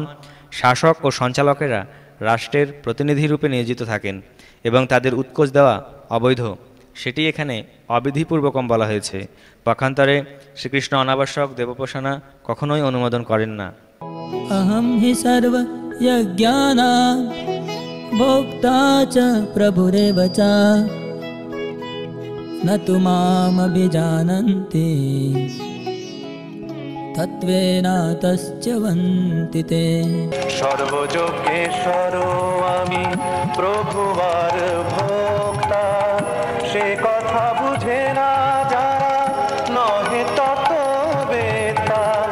অতএব তত্ত্ব জ্ঞান হইতে বিচ্যুত, প্রতীক উপাসনা সেই তাত্ত্বিক বিস্মৃত। অনুবাদ: আমি সমস্ত যজ্ঞের ভোক্তা ও প্রভু, কিন্তু যারা আমার চিন্ময় স্বরূপ জানে না তারা আবার সংসার সমুদ্রে অধপতিত হয়। তাৎপর্য: এখানে স্পষ্টভাবে বলা হয়েছে যে বেদে নানা রকম যজ্ঞ অনুষ্ঠান করার বিধান দেওয়া আছে, কিন্তু সেই সমস্ত যজ্ঞের যথার্থ উদ্দেশ্য হচ্ছে পরমেশ্বর ভগবানের সন্তুষ্টি বিধান করা। যজ্ঞ শব্দের অর্থ হচ্ছে বিষ্ণু। ভগবদ্গীতার 3য় অধ্যায়ে স্পষ্টভাবে বর্ণনা করা হয়েছে যে যজ্ঞ বা বিষ্ণুকে সন্তুষ্ট করার জন্যই কেবল কর্ম করা উচিত। বর্ণাশ্রম ধর্ম নামক মানব সভ্যতার পূর্ণতা প্রাপ্তির উদ্দেশ্য হচ্ছে বিষ্ণুকে তুষ্ট করা। তাই শ্রীকৃষ্ণ এই শ্লোকে বলেছেন, সমস্ত যজ্ঞের একমাত্র ভোক্তা হচ্ছি আমি, কারণ আমি হচ্ছি পরম প্রভু। তবু অল্পবুদ্ধি সম্পন্ন মানুষেরা এই সত্যকে উপলব্ধি করতে না পেরে সাময়িক লাভের জন্য বিভিন্ন দেবদেবীর উপাসনা করে। তাই তারা সংসার সমুদ্রে পতিত হয় এবং জীবনের যথার্থ লক্ষ্যে পৌঁছাতে পারে না। কিন্তু যদি কারো জাগতিক বাসনা পূর্ণ করার অভিলাষ থাকে, তার বরং ভগবানের কাছে তা প্রার্থনা করা অধিক শ্রেয়স্কর, যদিও তার শুদ্ধ ভক্তি নয়, এবং এভাবেই সে তার বাঞ্ছিত ফল লাভ করবে। यान्ति देवव्रता देवान् पितॄन् यान्ति पितृव्रता भूतानि यान्ति भूतेज्या यान्ति मद्याजिनोऽपि माम्।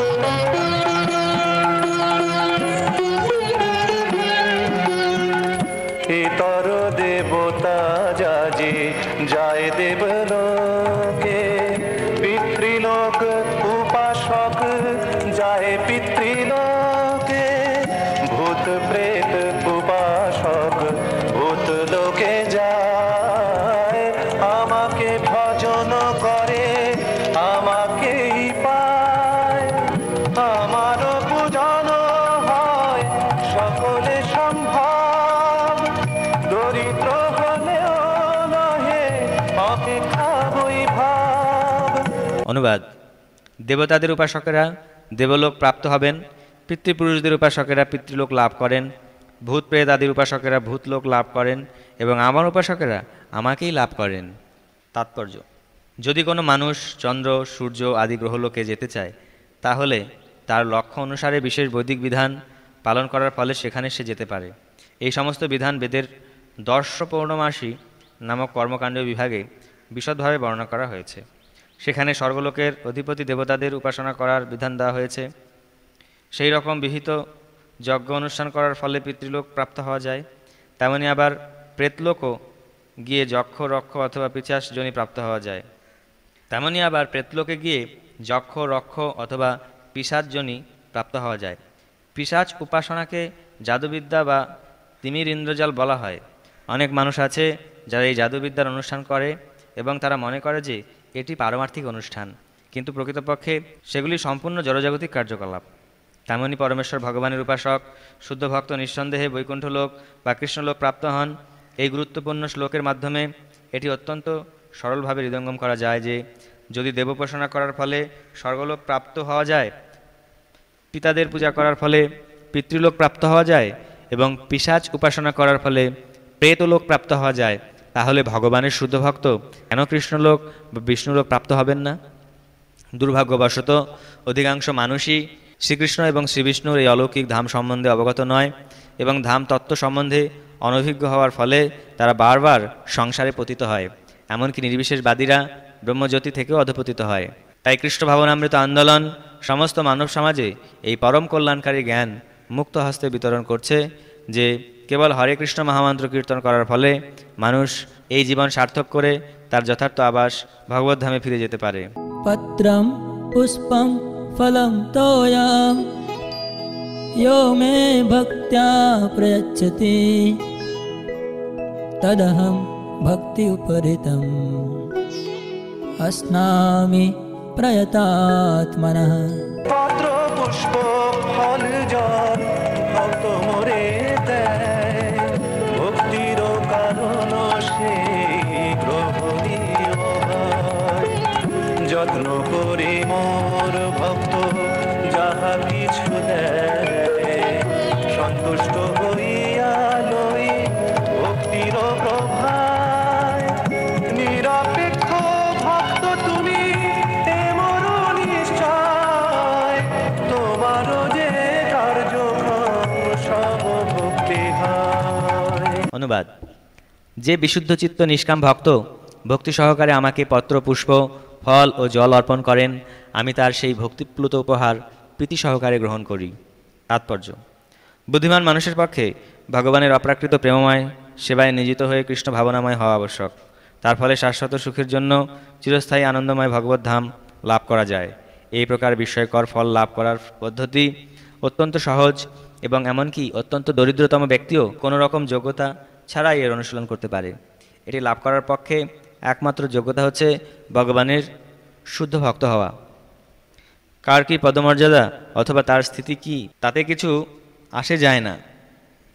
পন্থাটি এতই সহজ যে অকৃত্রিম প্রেমভক্তি সহকারে এমনকি একটি পত্র অথবা একটু জল অথবা ফল পরমেশ্বর ভগবানকে অর্পণ করা যেতে পারে এবং ভগবান তা গ্রহণ করে সন্তুষ্ট হবেন। তাই কৃষ্ণ ভাবনামৃত থেকে কেউই বাদ পড়তে পারে না, কারণ এটি অতি সহজসাধ্য ও সর্বজনীন। অত্যন্ত এই সরল পন্থার দ্বারা সচ্চিদানন্দময় জীবনের পরম পূর্ণতা লাভ করতে এমন কোনো মূঢ় আছে যে শ্রীকৃষ্ণ ভাবনামৃত লাভ করতে চায় না? কৃষ্ণ কেবল প্রেমভক্তি চান, অন্য কিছু নয়। কৃষ্ণ তার শুদ্ধ ভক্ত থেকে এমনকি একটি পত্র গ্রহণ করেন। তিনি অভক্তের কাছ থেকে কোনো রকমের নৈবেদ্য গ্রহণ করেন না। তার কারো কাছ থেকে কোনো কিছুর প্রয়োজন নেই, কারণ তিনি হচ্ছেন স্বয়ং সম্পূর্ণ।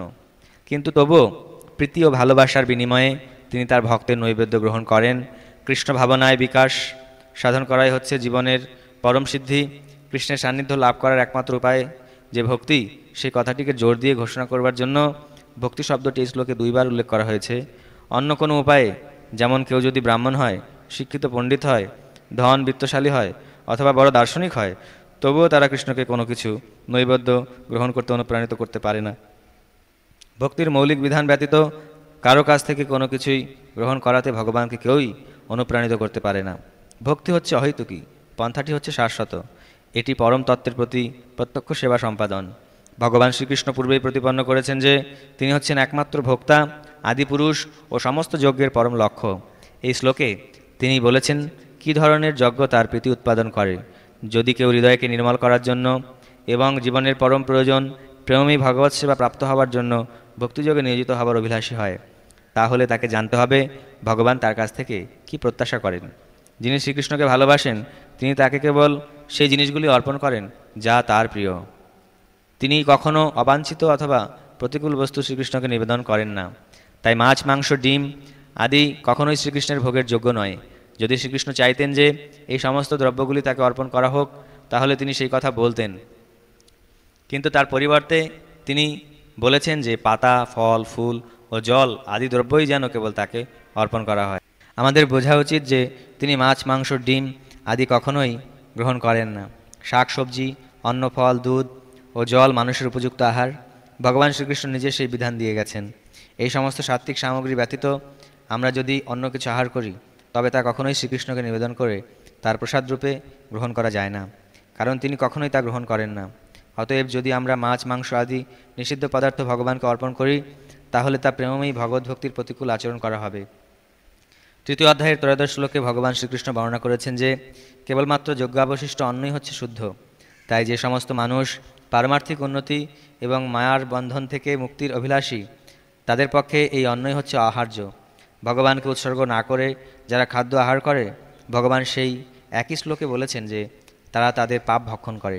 পক্ষান্তরে তাদের প্রতিটি গ্রাস তাদেরকে মায়াজালের বন্ধনে আবদ্ধ করে। কিন্তু কেউ যদি শাক সবজির ব্যঞ্জন বানিয়ে শ্রীকৃষ্ণের প্রতিকৃতি অথবা অর্চা বিগ্রহকে তা নিবেদন করে বন্দনাপূর্বক সেই সামান্য নৈবেদ্য গ্রহণ করার প্রার্থনা করে, তবে তার জীবনে উত্তরোত্তর উন্নতি সাধিত হয়, দেহ শুদ্ধ হয় এবং মস্তিষ্কের কোষগুলি সূক্ষ্ম হয়, যার ফলে পবিত্র নির্মল চিন্তা করা সম্ভব হয়। তবে সবসময় আমাদের মনে রাখতে হবে যে এই সমস্ত ভোগ যেন প্রেম ভক্তি সহকারে নিবেদন করা হয়। শ্রীকৃষ্ণ যেহেতু সমস্ত সৃষ্টির সব কিছুর একমাত্র অধিকারী, তাই আমাদের উৎসর্গীকৃত ভোগ গ্রহণ করার কোনো আবশ্যকতা তার নেই। কিন্তু তবুও আমরা যখন তার প্রীতি উৎপাদন করবার জন্য তাকে নৈবেদ্য অর্পণ করি, তখন তিনি তা গ্রহণ করেন।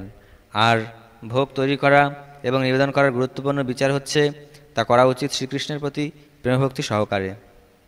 নির্বিশেষবাদী দার্শনিকেরা যারা মোহাচ্ছন্ন হয়ে মনে করে যে পরমতত্ত্ব ইন্দ্রিয়বিহীন, ভগবদ্গীতার এই শ্লোকটি তাদের বোধগম্য হয় না। তাদের কাছে এটি কেবল রূপক অলঙ্কার মাত্র, অথবা তারা এটিকে গীতার প্রবক্তা শ্রীকৃষ্ণ যে একজন সাধারণ মানুষ তার প্রমাণ বলে মনে করে। কিন্তু যথার্থ সত্য হচ্ছে যে পরমেশ্বর ভগবান শ্রীকৃষ্ণ দিব্য ইন্দ্রিয় সম্পন্ন। শাস্ত্রে বলা হয়েছে যে তার প্রতিটি ইন্দ্রিয় অন্য সমস্ত ইন্দ্রিয়ের কাজ করতে সক্ষম। সেটি হচ্ছে শ্রীকৃষ্ণকে অদয় পরম তত্ত্ব বলার অর্থ। তিনি যদি ইন্দ্রিয়বিহীন হতেন, তাহলে তাকে সরৈশ্বর্যপূর্ণ বলা হতো না।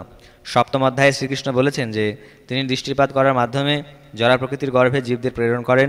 তেমনই ভোগ অর্পণ করে ভক্ত যখন প্রেমময়ী প্রার্থনার দ্বারা ভগবানকে তা নিবেদন করেন, ভগবান তখন তা শুনতে পান এবং তিনি তখন তা গ্রহণ করেন। আমাদের মনে রাখা উচিত যে তিনিই হচ্ছেন পরম তত্ত্ব, তাই তার শ্রবণ করা, ভোজন করা এবং স্বাদ আস্বাদন করার মধ্যে কোনো পার্থক্য নেই। ভক্তই কেবল ভগবান শ্রীকৃষ্ণের বর্ণনা অনুসারে ভগবানের স্বরূপ উপলব্ধি করে থাকেন, অর্থাৎ তিনি ভগবানের বর্ণনার কদর্থ করেন না। তাই তিনি জানেন যে অদয় পরম তত্ত্ব ভোগ আহার করেন এবং তার ফলে তিনি আনন্দ উপভোগ করেন। यत् करोसि यदश्नासि यज्जुहोसि ददासि यत् यत्तपस्यसि कौन्तेय तत् कुरुष्व मदर्पणम्।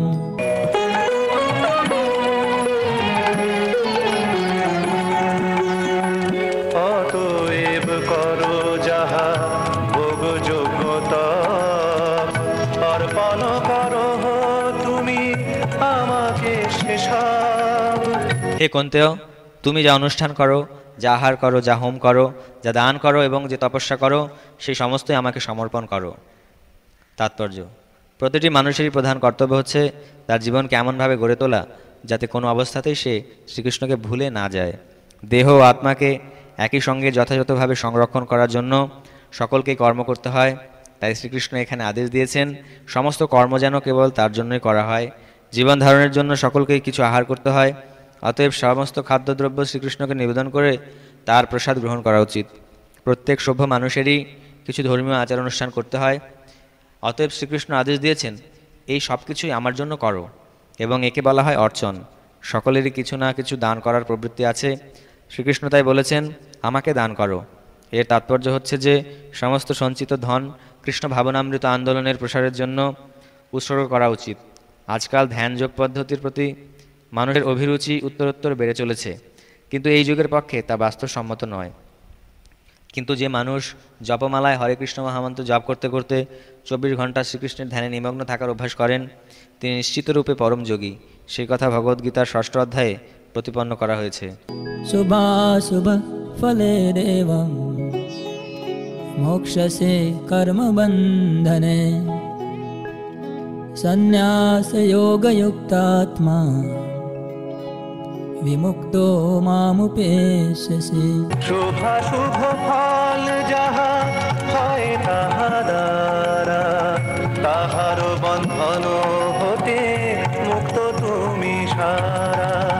সেই সে সন্ন্যাস যোগ করিতে জুয়ায়, যাহার ফলেতে লোক মোরে প্রাপ্ত হয়। অনুবাদ: এভাবেই আমাদের সমস্ত কর্ম অর্পণ দ্বারা শুভ অশুভ ফল বিশিষ্ট কর্মের বন্ধন থেকে মুক্ত হবে। এভাবেই সন্ন্যাস যোগে যুক্ত হয়ে তুমি মুক্ত হবে এবং আমাকেই প্রাপ্ত হবে।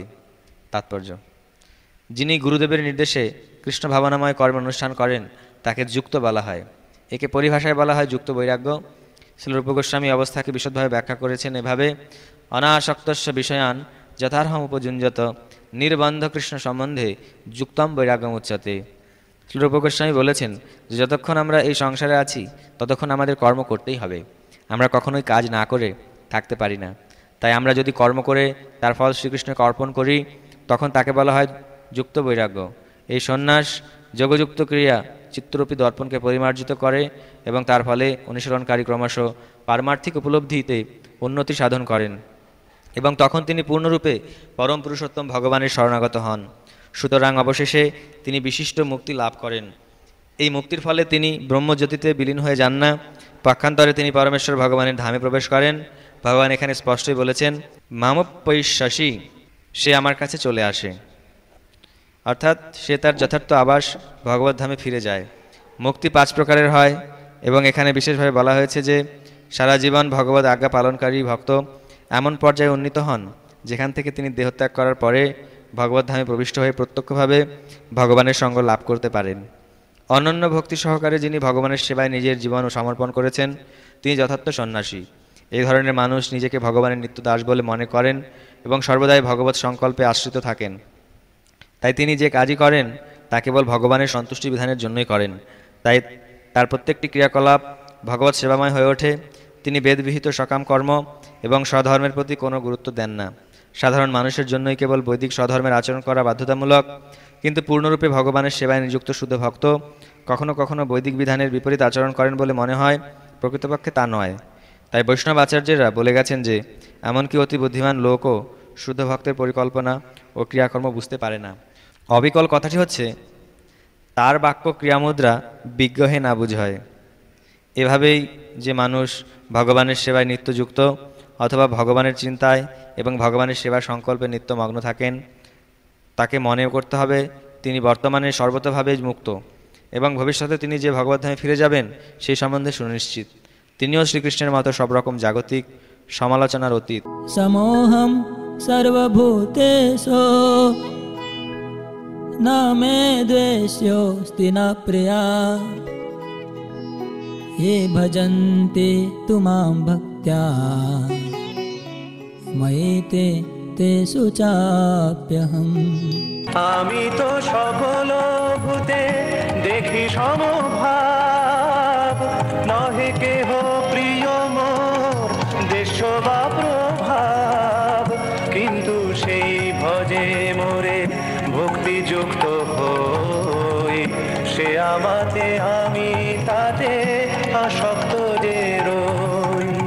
অনুবাদ: এর প্রতি সমভাবাপন্ন কেউই আমার বিদ্বেষ ভাবাপন্ন নয় এবং প্রিয়ও নয়, কিন্তু যারা ভক্তিপূর্বক আমাকে ভজনা করেন তারা আমাতে অবস্থান করেন এবং আমিও তাদের মধ্যে বাস করি।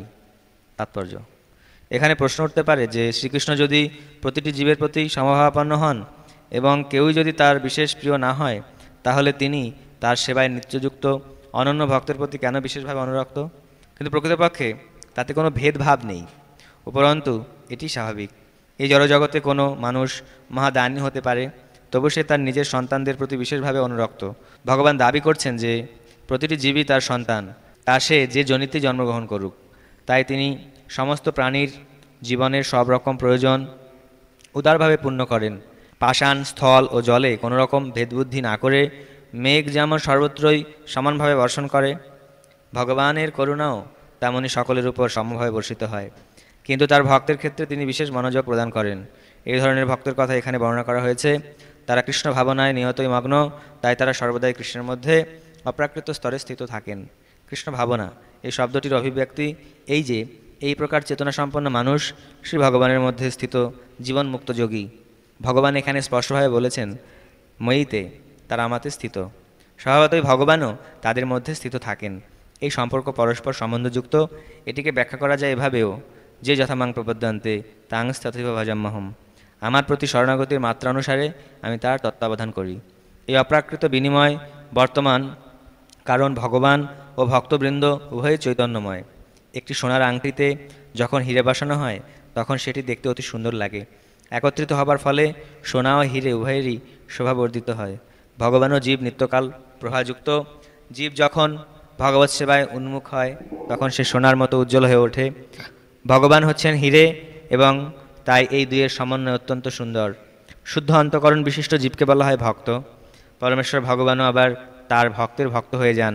ভক্ত ও ভগবানের মধ্যে যদি এই বিনিময়ের সম্বন্ধ না থাকে তাহলে সবিশেষ দর্শনের অস্তিত্বই থাকে না। নির্বিশেষবাদে পরম তত্ত্ব ও জীবের মধ্যে কোনো বিনিময় হয় না, কিন্তু সবিশেষবাদে অবশ্যই তা হয়।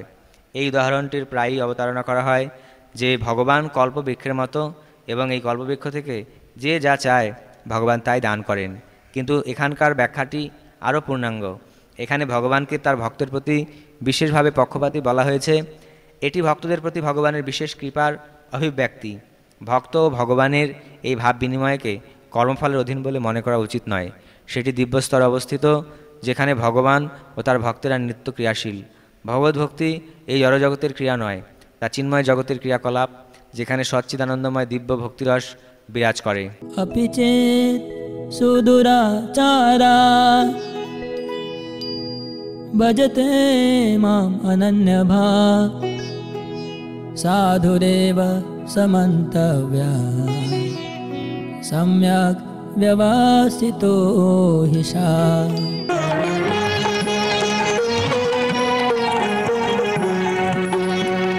অনন্য যে ভক্ত যদি কভু দুরাচার ভজন করয়ে মোরে একনিষ্ঠতার, সে সাধু মন্তব্য হয় সম্যক ব্যবসিত।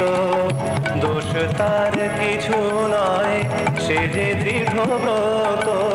অনুবাদ: অতি দুরাচারী ব্যক্তিও যদি অনন্য ভক্তি সহকারে আমাকে ভজনা করেন তাকে সাধু বলে মনে করবে, কারণ তার দৃঢ় সংকল্পে তিনি যথার্থ মার্গে অবস্থিত। তাৎপর্য: এই শ্লোকে সুদুরাচার শব্দটি অত্যন্ত তাৎপর্যপূর্ণ এবং এর যথার্থ অর্থ উপলব্ধি করা কর্তব্য। বদ্ধ জীবের ক্রিয়া দুই রকমের, নৈমিত্তিক ও নিত্য। দেহরক্ষা অথবা সমাজ ও রাষ্ট্রের বিধান পালনের জন্য বিভিন্ন কর্ম করা হয়। বদ্ধ জীবনে ভক্তকেও এই ধরনের কার্য করতে হয়। এই প্রকার কার্যকলাপকে বলা হয় নৈমিত্তিক।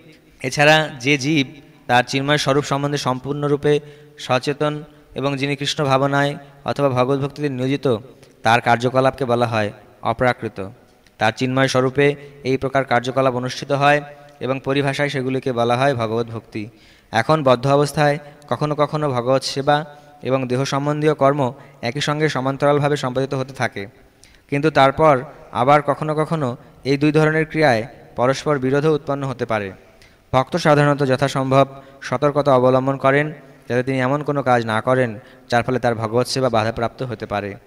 তিনি জানেন যে কৃষ্ণ ভাবনায় উত্তরোত্তর অগ্রগতির উপর তার সমস্ত ক্রিয়াকলাপের সফলতা নির্ভর করছে, কিন্তু তা সত্ত্বেও কখনো কখনো দেখা যায় যে কৃষ্ণ ভাবনা পরায়ণ মানুষ এমন কাজ করে বসেন যা সমাজ ব্যবস্থা ও রাজনীতির পরিপ্রেক্ষিতে অত্যন্ত গর্হিত বলে মনে হয়, কিন্তু এই প্রকার ক্ষণিক পতন হওয়া সত্ত্বেও তিনি ভক্তিযোগের অযোগ্য হন না। শ্রীমদ্ ভাগবতে বলা হয়েছে যে অনন্যভাবে ভগবত ভক্তিপরায়ণ মানুষ যদি পতিত হন তাহলে অন্তর্যামী ভগবান শ্রীহরি তাকে নির্মল করে পাপমুক্ত করে দেন। মায়ার মোহময়ী প্রভাব এতই প্রবল যে এমনকি পূর্ণরূপে ভগবত ভক্তিনিষ্ঠ যোগীও কখনো কখনো তার ফাঁদে পতিত হন। কিন্তু কৃষ্ণ ভাবনা এত অধিক শক্তি সম্পন্ন যে যার ফলে এই ধরনের আকস্মিক পতন তৎক্ষণাৎ পরিশোধিত হয়ে যায়। তাই ভগবত ভক্তির পন্থা সর্বদা সাফল্য অর্জন করে। যদি ভক্ত অকস্মাৎ আদর্শ ভাগবত পথ থেকে চ্যুত হন তাহলেও তাকে উপহাস করা উচিত নয়, যে কথা পরবর্তী শ্লোকে স্পষ্টভাবে বলা হয়েছে। পূর্ণভাবে কৃষ্ণ ভাবনায় ভাবিত হলে ভক্তের এই আকস্মিক পতন যথাসময়ে বন্ধ হয়ে যায়। অতএব যে মানুষ কৃষ্ণ ভাবনায় স্থিত হয়ে সুদৃঢ় বিশ্বাসের সঙ্গে হরে কৃষ্ণ কৃষ্ণ কৃষ্ণ হরে হরে, হরে রাম রাম রাম হরে হরে এই মহামন্ত্র জপ করেন, তিনি যদি ঘটনাক্রমে অথবা অকস্মাৎ অধপতিত হন তবুও তিনি অপ্রাকৃত স্তরে অধিষ্ঠিত আছেন বলেই মনে করা উচিত। এই সম্বন্ধে সাধুরেব কথাটির উপর জোর দেওয়া হয়েছে। এর দ্বারা অভক্তদের সাবধান করে দেওয়া হয়েছে যে আকস্মিক পতন হওয়ার জন্য ভক্তকে উপহাস করা উচিত নয়, বরং তাকে সাধু হলেই মান্য করা উচিত। তাছাড়া মন্তব্য শব্দটি আরও বেশি জোরালো। এই শ্লোকের বিধান না মেনে যদি আকস্মিকভাবে পতিত ভক্তকে উপহাস করা হয় তাহলে তা ভগবানের আজ্ঞার অবহেলা করা হবে। ভগবত ভক্তের একমাত্র যোগ্যতা হচ্ছে অহৈতুকী ও অপ্রতিহতভাবে ভগবত সেবায় নিয়োজিত থাকা। নৃসিংহ পুরাণে বর্ণিত আছে, ভগবতী চ হরাব অনন্যচেতা ভীষমলিন অপি বিরাজতে মনুষ্য নহি শাসকলোচ্ছবি কদাচিৎ তিমিরপরাভবতামুপৈতি চন্দ্র। এর অর্থ হচ্ছে কেউ সম্পূর্ণরূপে ভগবত ভক্তিতে রত থাকলেও কখনো কখনো তাকে হীনকর্মে নিয়োজিত দেখা যায়। এই ক্রিয়াকলাপগুলিকে চাঁদের কলঙ্কের মতো মনে করতে হবে। এই প্রকার কলঙ্ক চন্দ্রের আলো বিকিরণের বাধাস্বরূপ হয় না। তেমনি সৎপথে থেকে ভক্তের আকস্মিক পতন তাকে পাপাত্মায় পরিণত করে না। তা বলে এটি কখনো মনে করা উচিত নয় যে অপ্রাকৃত ভগবৎপরায়ণ ভক্ত সব রকম নিন্দনীয় কর্মে প্রবৃত্ত হতে পারেন। এই শ্লোকে কেবল বিষয় সংসর্গজনিত দুর্ঘটনার কথাই বলা হয়েছে। ভগবত ভক্তি বস্তুতপক্ষে মায়ার বিরুদ্ধে যুদ্ধ ঘোষণা করার সামিল। ভক্ত যতক্ষণ পর্যন্ত না মায়ার সঙ্গে যুদ্ধ করতে সমর্থ হচ্ছে ততক্ষণ এই ধরনের দুর্ঘটনাজনিত অধঃপতন হতে পারে। কিন্তু পূর্বেই বলা হয়েছে পূর্ণরূপে শক্তিশালী হওয়ার পরে তার আর কখনো পতন হয় না। এই শ্লোকের দোহাই দিয়ে পাপাচারে প্রবৃত্ত হয়ে নিজেকে ভক্ত বলে মনে করা কখনোই উচিত নয়। ভগবত ভক্তি সাধন করার পরেও যদি চরিত্র শুদ্ধ না হয় তাহলে বুঝতে হবে যে সে উত্তম ভক্ত নয়। क्षिप्रं भवति धर्मात्मा शश्वत् शान्तिं निगच्छति कौन्तेय प्रतिजानीहि न मे भक्ता प्रणास्यति। অতি শীঘ্র যাবে সেই ভাব দুরাচার, ধর্ম ভাব হবে তার ভক্তিতে আমার। হে কন্তেয় প্রতিজ্ঞায় শোনো হো আমার, আমারও যে ভক্ত হয় নাশ নাহি তার। অনুবাদ: তিনি শীঘ্রই ধর্মাত্মায় পরিণত হন এবং নিত্য শান্তি লাভ করেন। হে কন্তেয়, তুমি দীপ্ত কণ্ঠে ঘোষণা করো যে আমার ভক্ত কখনো বিনষ্ট হন না। তাৎপর্য: ভগবানের এই উক্তির ভ্রান্ত অর্থ করা উচিত নয়। সপ্তম অধ্যায়ে ভগবান বলেছেন যে অসৎ কর্মে লিপ্ত মানুষেরা কখনোই তার ভক্ত হতে পারে না। যে ভগবানের ভক্ত নয় তার কোনোই সদ্গুণ নেই। তাই এখানে প্রশ্ন হতে পারে যে তাহলে স্বেচ্ছায় অথবা দুর্ঘটনাক্রমে পাপকর্মে প্রবৃত্ত মানুষ কিভাবে শুদ্ধ ভক্ত হতে পারে? এই ধরনের প্রশ্নের উত্থাপন ন্যায়সঙ্গত। সপ্তম অধ্যায় অনুসারে যে দুষ্কৃতকারী সর্বদাই ভগবত ভক্তি থেকে বিমুখ থাকে তার কোনোই সদ্গুণ নেই, সেই কথা শ্রীমদ্ ভাগবতেও বলা হয়েছে। সাধারণত নববোধা ভক্তি আচরণকারী ভক্ত সমস্ত জাগতিক কলুষ থেকে হৃদয়কে নির্মল করতে প্রবৃত্ত থাকেন। তিনি পরম পুরুষোত্তম ভগবানকে তার হৃদয়ে অধিষ্ঠিত করেন। তাই স্বাভাবিকভাবে তার হৃদয় সমস্ত কলুষ থেকে মুক্ত হয়। নিরন্তর ভগবত চিন্তা করার প্রভাবে স্বাভাবিকভাবেই তিনি শুদ্ধ হন। উন্নত স্তর থেকে ভ্রষ্ট হলে অন্তঃকরণ শুদ্ধ করার জন্য প্রায়শ্চিত্ত করার বিধান বেদে আছে, কিন্তু এখানে সেরকম প্রায়শ্চিত্ত করার কোনো বিধান দেওয়া হয়নি। কারণ নিরন্তর পরম পুরুষোত্তম ভগবানের চিন্তা করার ফলে ভক্তের হৃদয় আপনা থেকে নির্মল হয়ে যায়। তাই নিরন্তর হরে কৃষ্ণ কৃষ্ণ কৃষ্ণ হরে হরে, হরে রাম রাম রাম হরে হরে কীর্তন করা উচিত। তার ফলে ভক্ত সব রকম আকস্মিক পতন থেকে রক্ষা পান। এভাবেই তিনি সব রকম জড় কলুষ থেকে সর্বদাই মুক্ত থাকেন। मां हि पार्थ व्यपाश्रित्य येऽपि स्युः पापयोनया स्त्रियो वैश्यास्तथा शूद्रा तेऽपि यान्ति परां गतिम्।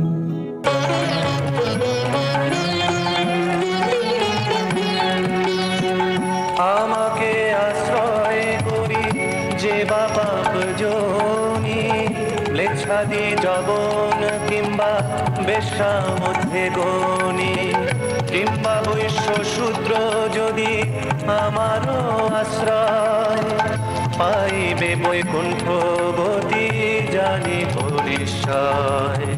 অনুবাদ: হে পার্থ, যারা আমাকে বিশেষভাবে আশ্রয় করে তারা স্ত্রী, বৈশ্য, শূদ্র আদি নিচুগুলো জাত হলেও অবিলম্বে পরাগতি লাভ করে। তাৎপর্য: এই শ্লোকে পরমেশ্বর ভগবান স্পষ্টভাবে ঘোষণা করছেন যে ভক্তিযোগে সকলেরই সমান অধিকার, এতে কোনো জাতিকুল আদির ভেদাভেদ নেই। জড়জাগতিক জীবনধারায় এই প্রকার ভেদাভেদ আছে, কিন্তু পরমেশ্বর ভগবানের প্রতি অপ্রাকৃত সেবায় নিয়োজিত ব্যক্তির কাছে তা নেই। পরম লক্ষ্যে এগিয়ে যাবার অধিকার প্রত্যেকেরই আছে। শ্রীমদ্ ভাগবতে বলা হয়েছে যে এমনকি অত্যন্ত অধম জনিজাত কুকুরভোজী চণ্ডাল পর্যন্ত শুদ্ধ ভক্তের সংসর্গে শুদ্ধ হতে পারে। সুতরাং ভগবত ভক্তি ও শুদ্ধ ভক্তের পথনির্দেশ এতই শক্তিসম্পন্ন যে তাতে উঁচু নিচু জাতিভেদ নেই, যে কেউ তা গ্রহণ করতে পারে। সবচেয়ে নগণ্য মানুষও যদি শুদ্ধ ভক্তের আশ্রয় গ্রহণ করে তাহলে যথাযথ পথনির্দেশের মাধ্যমে সেও অচিরে শুদ্ধ হতে পারে। প্রকৃতির বিভিন্ন গুণ অনুসারে মানুষকে 4 ভাগে ভাগ করা হয়েছে: সত্ত্বগুণ বিশিষ্ট ব্রাহ্মণ, রজগুণ বিশিষ্ট ক্ষত্রিয়, রজ ও তমগুণ বিশিষ্ট বৈশ্য এবং তমগুণ বিশিষ্ট শূদ্র। তাদের থেকে অধম মানুষকে পাপজনিভুক্ত চণ্ডাল বলা হয়। সাধারণত উচ্চকুলোদ্ভূত মানুষেরা এই সমস্ত পাপনিভুক্ত জীবকে অস্পৃশ্য বলে দূরে ঠেলে দেন, কিন্তু ভগবত ভক্তির পন্থা এতই ক্ষমতা সম্পন্ন যে ভগবানের শুদ্ধ ভক্ত নিচবর্ণের মানুষদেরও মানব জীবনের পরম সিদ্ধি প্রদান করতে সক্ষম। এটি সম্ভব হয় কেবল ভগবান শ্রীকৃষ্ণের শরণাগত হওয়ার ফলে। ব্যাপাশ্রিত শব্দটির দ্বারা এখানে তা নির্দেশিত হয়েছে, তাই সর্বতোভাবে ভগবান শ্রীকৃষ্ণের শরণাগত হওয়া উচিত। যিনি তা করেন তিনি মহাজ্ঞানী এবং যোগীদের চেয়েও অধিক গৌরবান্বিত হন।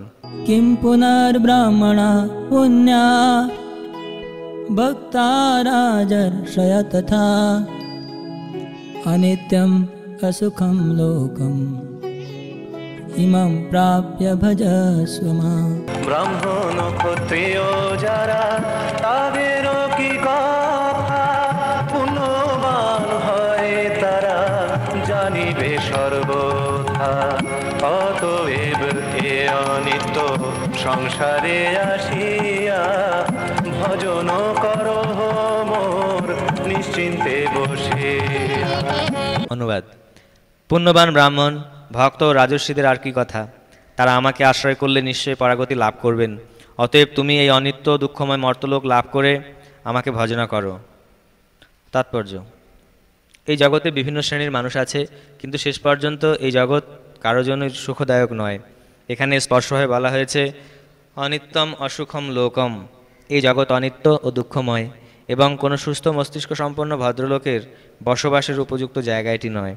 পরম পুরুষোত্তম ভগবান এই জগৎকে অনিত্য দুঃখময় বলে বর্ণনা করেছেন, কিন্তু কিছু কিছু দার্শনিকেরা, বিশেষ করে অল্পবুদ্ধি সম্পন্ন মায়াবাদী দার্শনিকেরা বলে যে এই জগৎ মিথ্যা। কিন্তু ভগবদ্গীতা থেকে আমরা জানতে পারি যে এই জগৎ মিথ্যা নয়, তবে এই জগৎ হচ্ছে অনিত্য। অনিত্য ও মিথ্যার মধ্যে পার্থক্য আছে।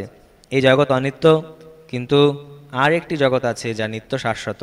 এই জগৎ দুঃখময়, কিন্তু আর একটি জগৎ আছে যা নিত্য ও আনন্দময়। অর্জুন রাজর্ষি কুলে জন্মগ্রহণ করেছিলেন, তাকেও ভগবান বলেছেন আমাকে ভক্তি করো এবং শীঘ্রই ভগবদ্ধামে ফিরে এসো। এই দুঃখময় অনিত্য জগতে কারোরই পড়ে থাকা উচিত নয়। সকলেরই কর্তব্য হচ্ছে পরম পুরুষোত্তম ভগবানের প্রতি আসক্ত হয়ে তার কাছে ফিরে গিয়ে শাশ্বত সুখ লাভ করা। ভগবত ভক্তি হচ্ছে সকল শ্রেণীর মানুষের সব রকম দুঃখ দূর করার একমাত্র উপায়। তাই প্রত্যেক মানুষের কর্তব্য হচ্ছে কৃষ্ণ ভাবনামৃত গ্রহণ করে তার জীবন সার্থক করে তোলা। मन्मना भव मद्भक्ता मद्याजी मां नमस्कुरु मामे वेश्यसि युक्त्वैवम् आत्मानं मत्परायणम्। মন মনা মদ ভক্ত মোর ভজন পূজন, আমাকে প্রণাম তুমি করো সর্বক্ষণ। পর হয়ে তুমি নিজ কার্য করো, অবশ্য পাইবে মোরে জানো ইহা করো। অনুবাদ: তোমার মনকে আমার ভাবনায় নিযুক্ত করো, আমার ভক্ত হও, আমাকে প্রণাম করো এবং আমার পূজা করো। এভাবেই মতপরায়ণ হয়ে সম্পূর্ণরূপে আমাতে অভিনিবিষ্ট হলে নিঃসন্দেহে তুমি আমাকে লাভ করবে। তাৎপর্য: এই শ্লোকটিতে স্পষ্টভাবে বলা হয়েছে যে কৃষ্ণ ভাবনার অমৃতই হচ্ছে এই দূষিত জগতের বন্ধন থেকে মুক্তি লাভ করার একমাত্র উপায়। যদিও এখানে স্পষ্টভাবে বলা হয়েছে যে সমস্ত ভক্তিযোগের একমাত্র লক্ষ্য হচ্ছে পুরুষোত্তম ভগবান শ্রীকৃষ্ণ, কিন্তু দুর্ভাগ্যবশত অসাধু ব্যাখ্যাকারেরা এই অতি স্পষ্ট তথ্যকে বিকৃত করে পাঠকের চিত্ত কৃষ্ণ বিমুখ করে তোলে এবং তাকে কুপথে চালিত করে। এই ধরনের ব্যাখ্যাকারেরা জানে না যে শ্রীকৃষ্ণের মন এবং স্বয়ং শ্রীকৃষ্ণের মধ্যে কোনো ভেদ নেই। শ্রীকৃষ্ণ সাধারণ মানুষ নন, তিনি হচ্ছেন পরম তত্ত্ব, তার দেহ, তার মন ও তিনি স্বয়ং অদ্বয় পরম তত্ত্ব। শ্রী চৈতন্য চরিতামৃতের আদিলীলা ৫ম অধ্যায় ৪১ থেকে ৪৮ সংখ্যক শ্লোকের অনুভাষ্যে শ্রীল ভক্তি সিদ্ধান্ত সরস্বতী ঠাকুর কুর্মপুরাণ থেকে একটি শ্লোকের উল্লেখ করে বলেছেন, দেহ দেহি বিভেদ অয়ম নে ঈশ্বরে বিদ্যাতে কাচিত। অর্থাৎ পরমেশ্বর শ্রীকৃষ্ণ ও তার দেহে কোনো ভেদ নেই। কিন্তু যেহেতু তথাকথিত ব্যাখ্যাকারীরা কৃষ্ণতত্ত্ব সম্পর্কে সম্পূর্ণ অজ্ঞ, তাই তারা তাদের ব্যাখ্যা ও বাকচাতুর্যের দ্বারা শ্রীকৃষ্ণকে আড়াল করে রেখে বলে যে শ্রীকৃষ্ণের যথার্থ স্বরূপ তার দেহ ও মন থেকে ভিন্ন। যদিও এই ধরনের মন্তব্য কৃষ্ণতত্ত্ব বিজ্ঞান সম্বন্ধে সম্পূর্ণ অজ্ঞতার পরিচায়ক, কিন্তু কিছু মানুষ জনসাধারণকে এভাবেই বিপথগামী করে নিজেদের স্বার্থসিদ্ধি করে।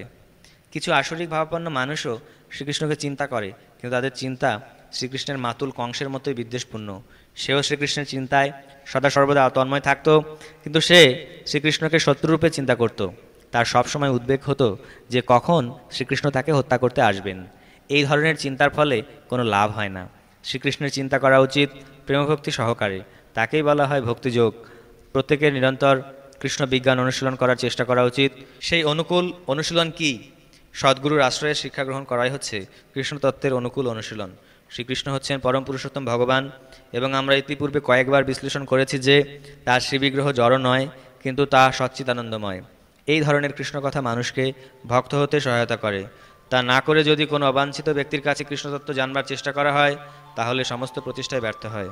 ভগবান শ্রীকৃষ্ণের নিত্য আদ্যরূপে চিত্ত অভিনিবিষ্ট করে হৃদয়ের সুদৃঢ় বিশ্বাস সহকারে তাকে পরমেশ্বর ভগবান বলে জেনে তার পূজায় তৎপর হওয়া উচিত। ভারতবর্ষে শ্রীকৃষ্ণকে পূজা করার জন্য হাজার হাজার মন্দির আছে এবং সেখানে ভক্তিযোগ অনুশীলন করা হয়। এই ভক্তিযোগের একটি অঙ্গ হচ্ছে শ্রীকৃষ্ণকে প্রণাম করা। ভগবানের শিবগ্রহের সামনে দণ্ডবাদ প্রণাম করা উচিত এবং কায় মন বাক্যে সর্বতোভাবে কৃষ্ণোন্মুখ হতে হয়। তার ফলে শ্রীকৃষ্ণে অবিচলিত নিষ্ঠার উদয় হয় এবং কৃষ্ণলোক প্রাপ্ত হওয়া যায়। অসাধু ব্যাখ্যাকারদের বাকচাতুর্যে কারো পথভ্রষ্ট হওয়া উচিত নয়। শ্রীকৃষ্ণের কথা শ্রবণ, কীর্তন আদি নবধা ভক্তির অনুশীলনে প্রত্যেকের নিষ্ঠাপরায়ণ হওয়া উচিত। শুদ্ধ কৃষ্ণভক্তি হচ্ছে মানব সমাজের পরম প্রাপ্তি। ভগবদ্গীতার 7ম ও 8ম অধ্যায়ে মনোধর্মী জ্ঞান, অষ্টাঙ্গ যোগ ও সকাম কর্ম থেকে মুক্ত শুদ্ধ ভক্তিযোগের বর্ণনা করা হয়েছে। যারা পূর্ণরূপে শুদ্ধ হতে পারেনি তারা নির্বিশেষ ব্রহ্মজ্যোতি, সর্বভূতে স্থিত পরমাত্মা আদি ভগবানের অন্যান্য রূপের প্রতি আকৃষ্ট হতে পারে, কিন্তু শুদ্ধ ভক্ত কেবল ভগবানের সেবাকেই অঙ্গীকার করেন। কৃষ্ণ বিষয়ক একটি অতি মধুর কবিতাতে স্পষ্টভাবে বলা হয়েছে যে শ্রীকৃষ্ণ ব্যতীত অন্যান্য দেবদেবীর পূজায় নিয়োজিত ব্যক্তিগণ মূঢ় এবং তারা কখনোই পরমেশ্বর ভগবান শ্রীকৃষ্ণের পরম কৃপা লাভ করতে পারে না। ভক্ত প্রামাণিক পর্যায়ে কখনো কখনো তার প্রকৃত অবস্থা থেকে সাময়িকভাবে অধঃপতিত হতে পারে, তবুও তাকে সকল দার্শনিক ও যোগীদের থেকে অপেক্ষাকৃত শ্রেষ্ঠ বলে গণ্য করা উচিত। যে ব্যক্তি কৃষ্ণ চেতনায় উদ্বুদ্ধ হয়ে সতত কৃষ্ণ সেবায় নিয়োজিত আছেন তিনিই প্রকৃত সাধু ব্যক্তি। তার দৈবক্রমে অনুষ্ঠিত অভক্তচিত কার্যকলাপ অচিরেই বিনষ্ট হবে এবং তিনি শীঘ্রই নিঃসন্দেহে পরম সিদ্ধি লাভ করবেন। পরমেশ্বর ভগবানের শুদ্ধ ভক্তের কখনো পতনের সম্ভাবনা থাকে না, কারণ পরম পুরুষোত্তম ভগবান স্বয়ং তার শুদ্ধ ভক্তের সকল দায়িত্ব গ্রহণ করেন। সুতরাং বুদ্ধিমান ব্যক্তিমাত্রেরই কৃষ্ণভক্তির এই সরল পন্থাটি অবলম্বন করে এই জড়জগতেই পরম সুখে জীবন যাপন করা উচিত। অবশেষে তিনিই পরমেশ্বর ভগবান শ্রীকৃষ্ণের পরম কৃপা লাভ করবেন। ভক্তি বেদান্ত কহে শ্রীগীতার গান, শুনে যদি শুদ্ধ ভক্ত কৃষ্ণগত প্রাণ।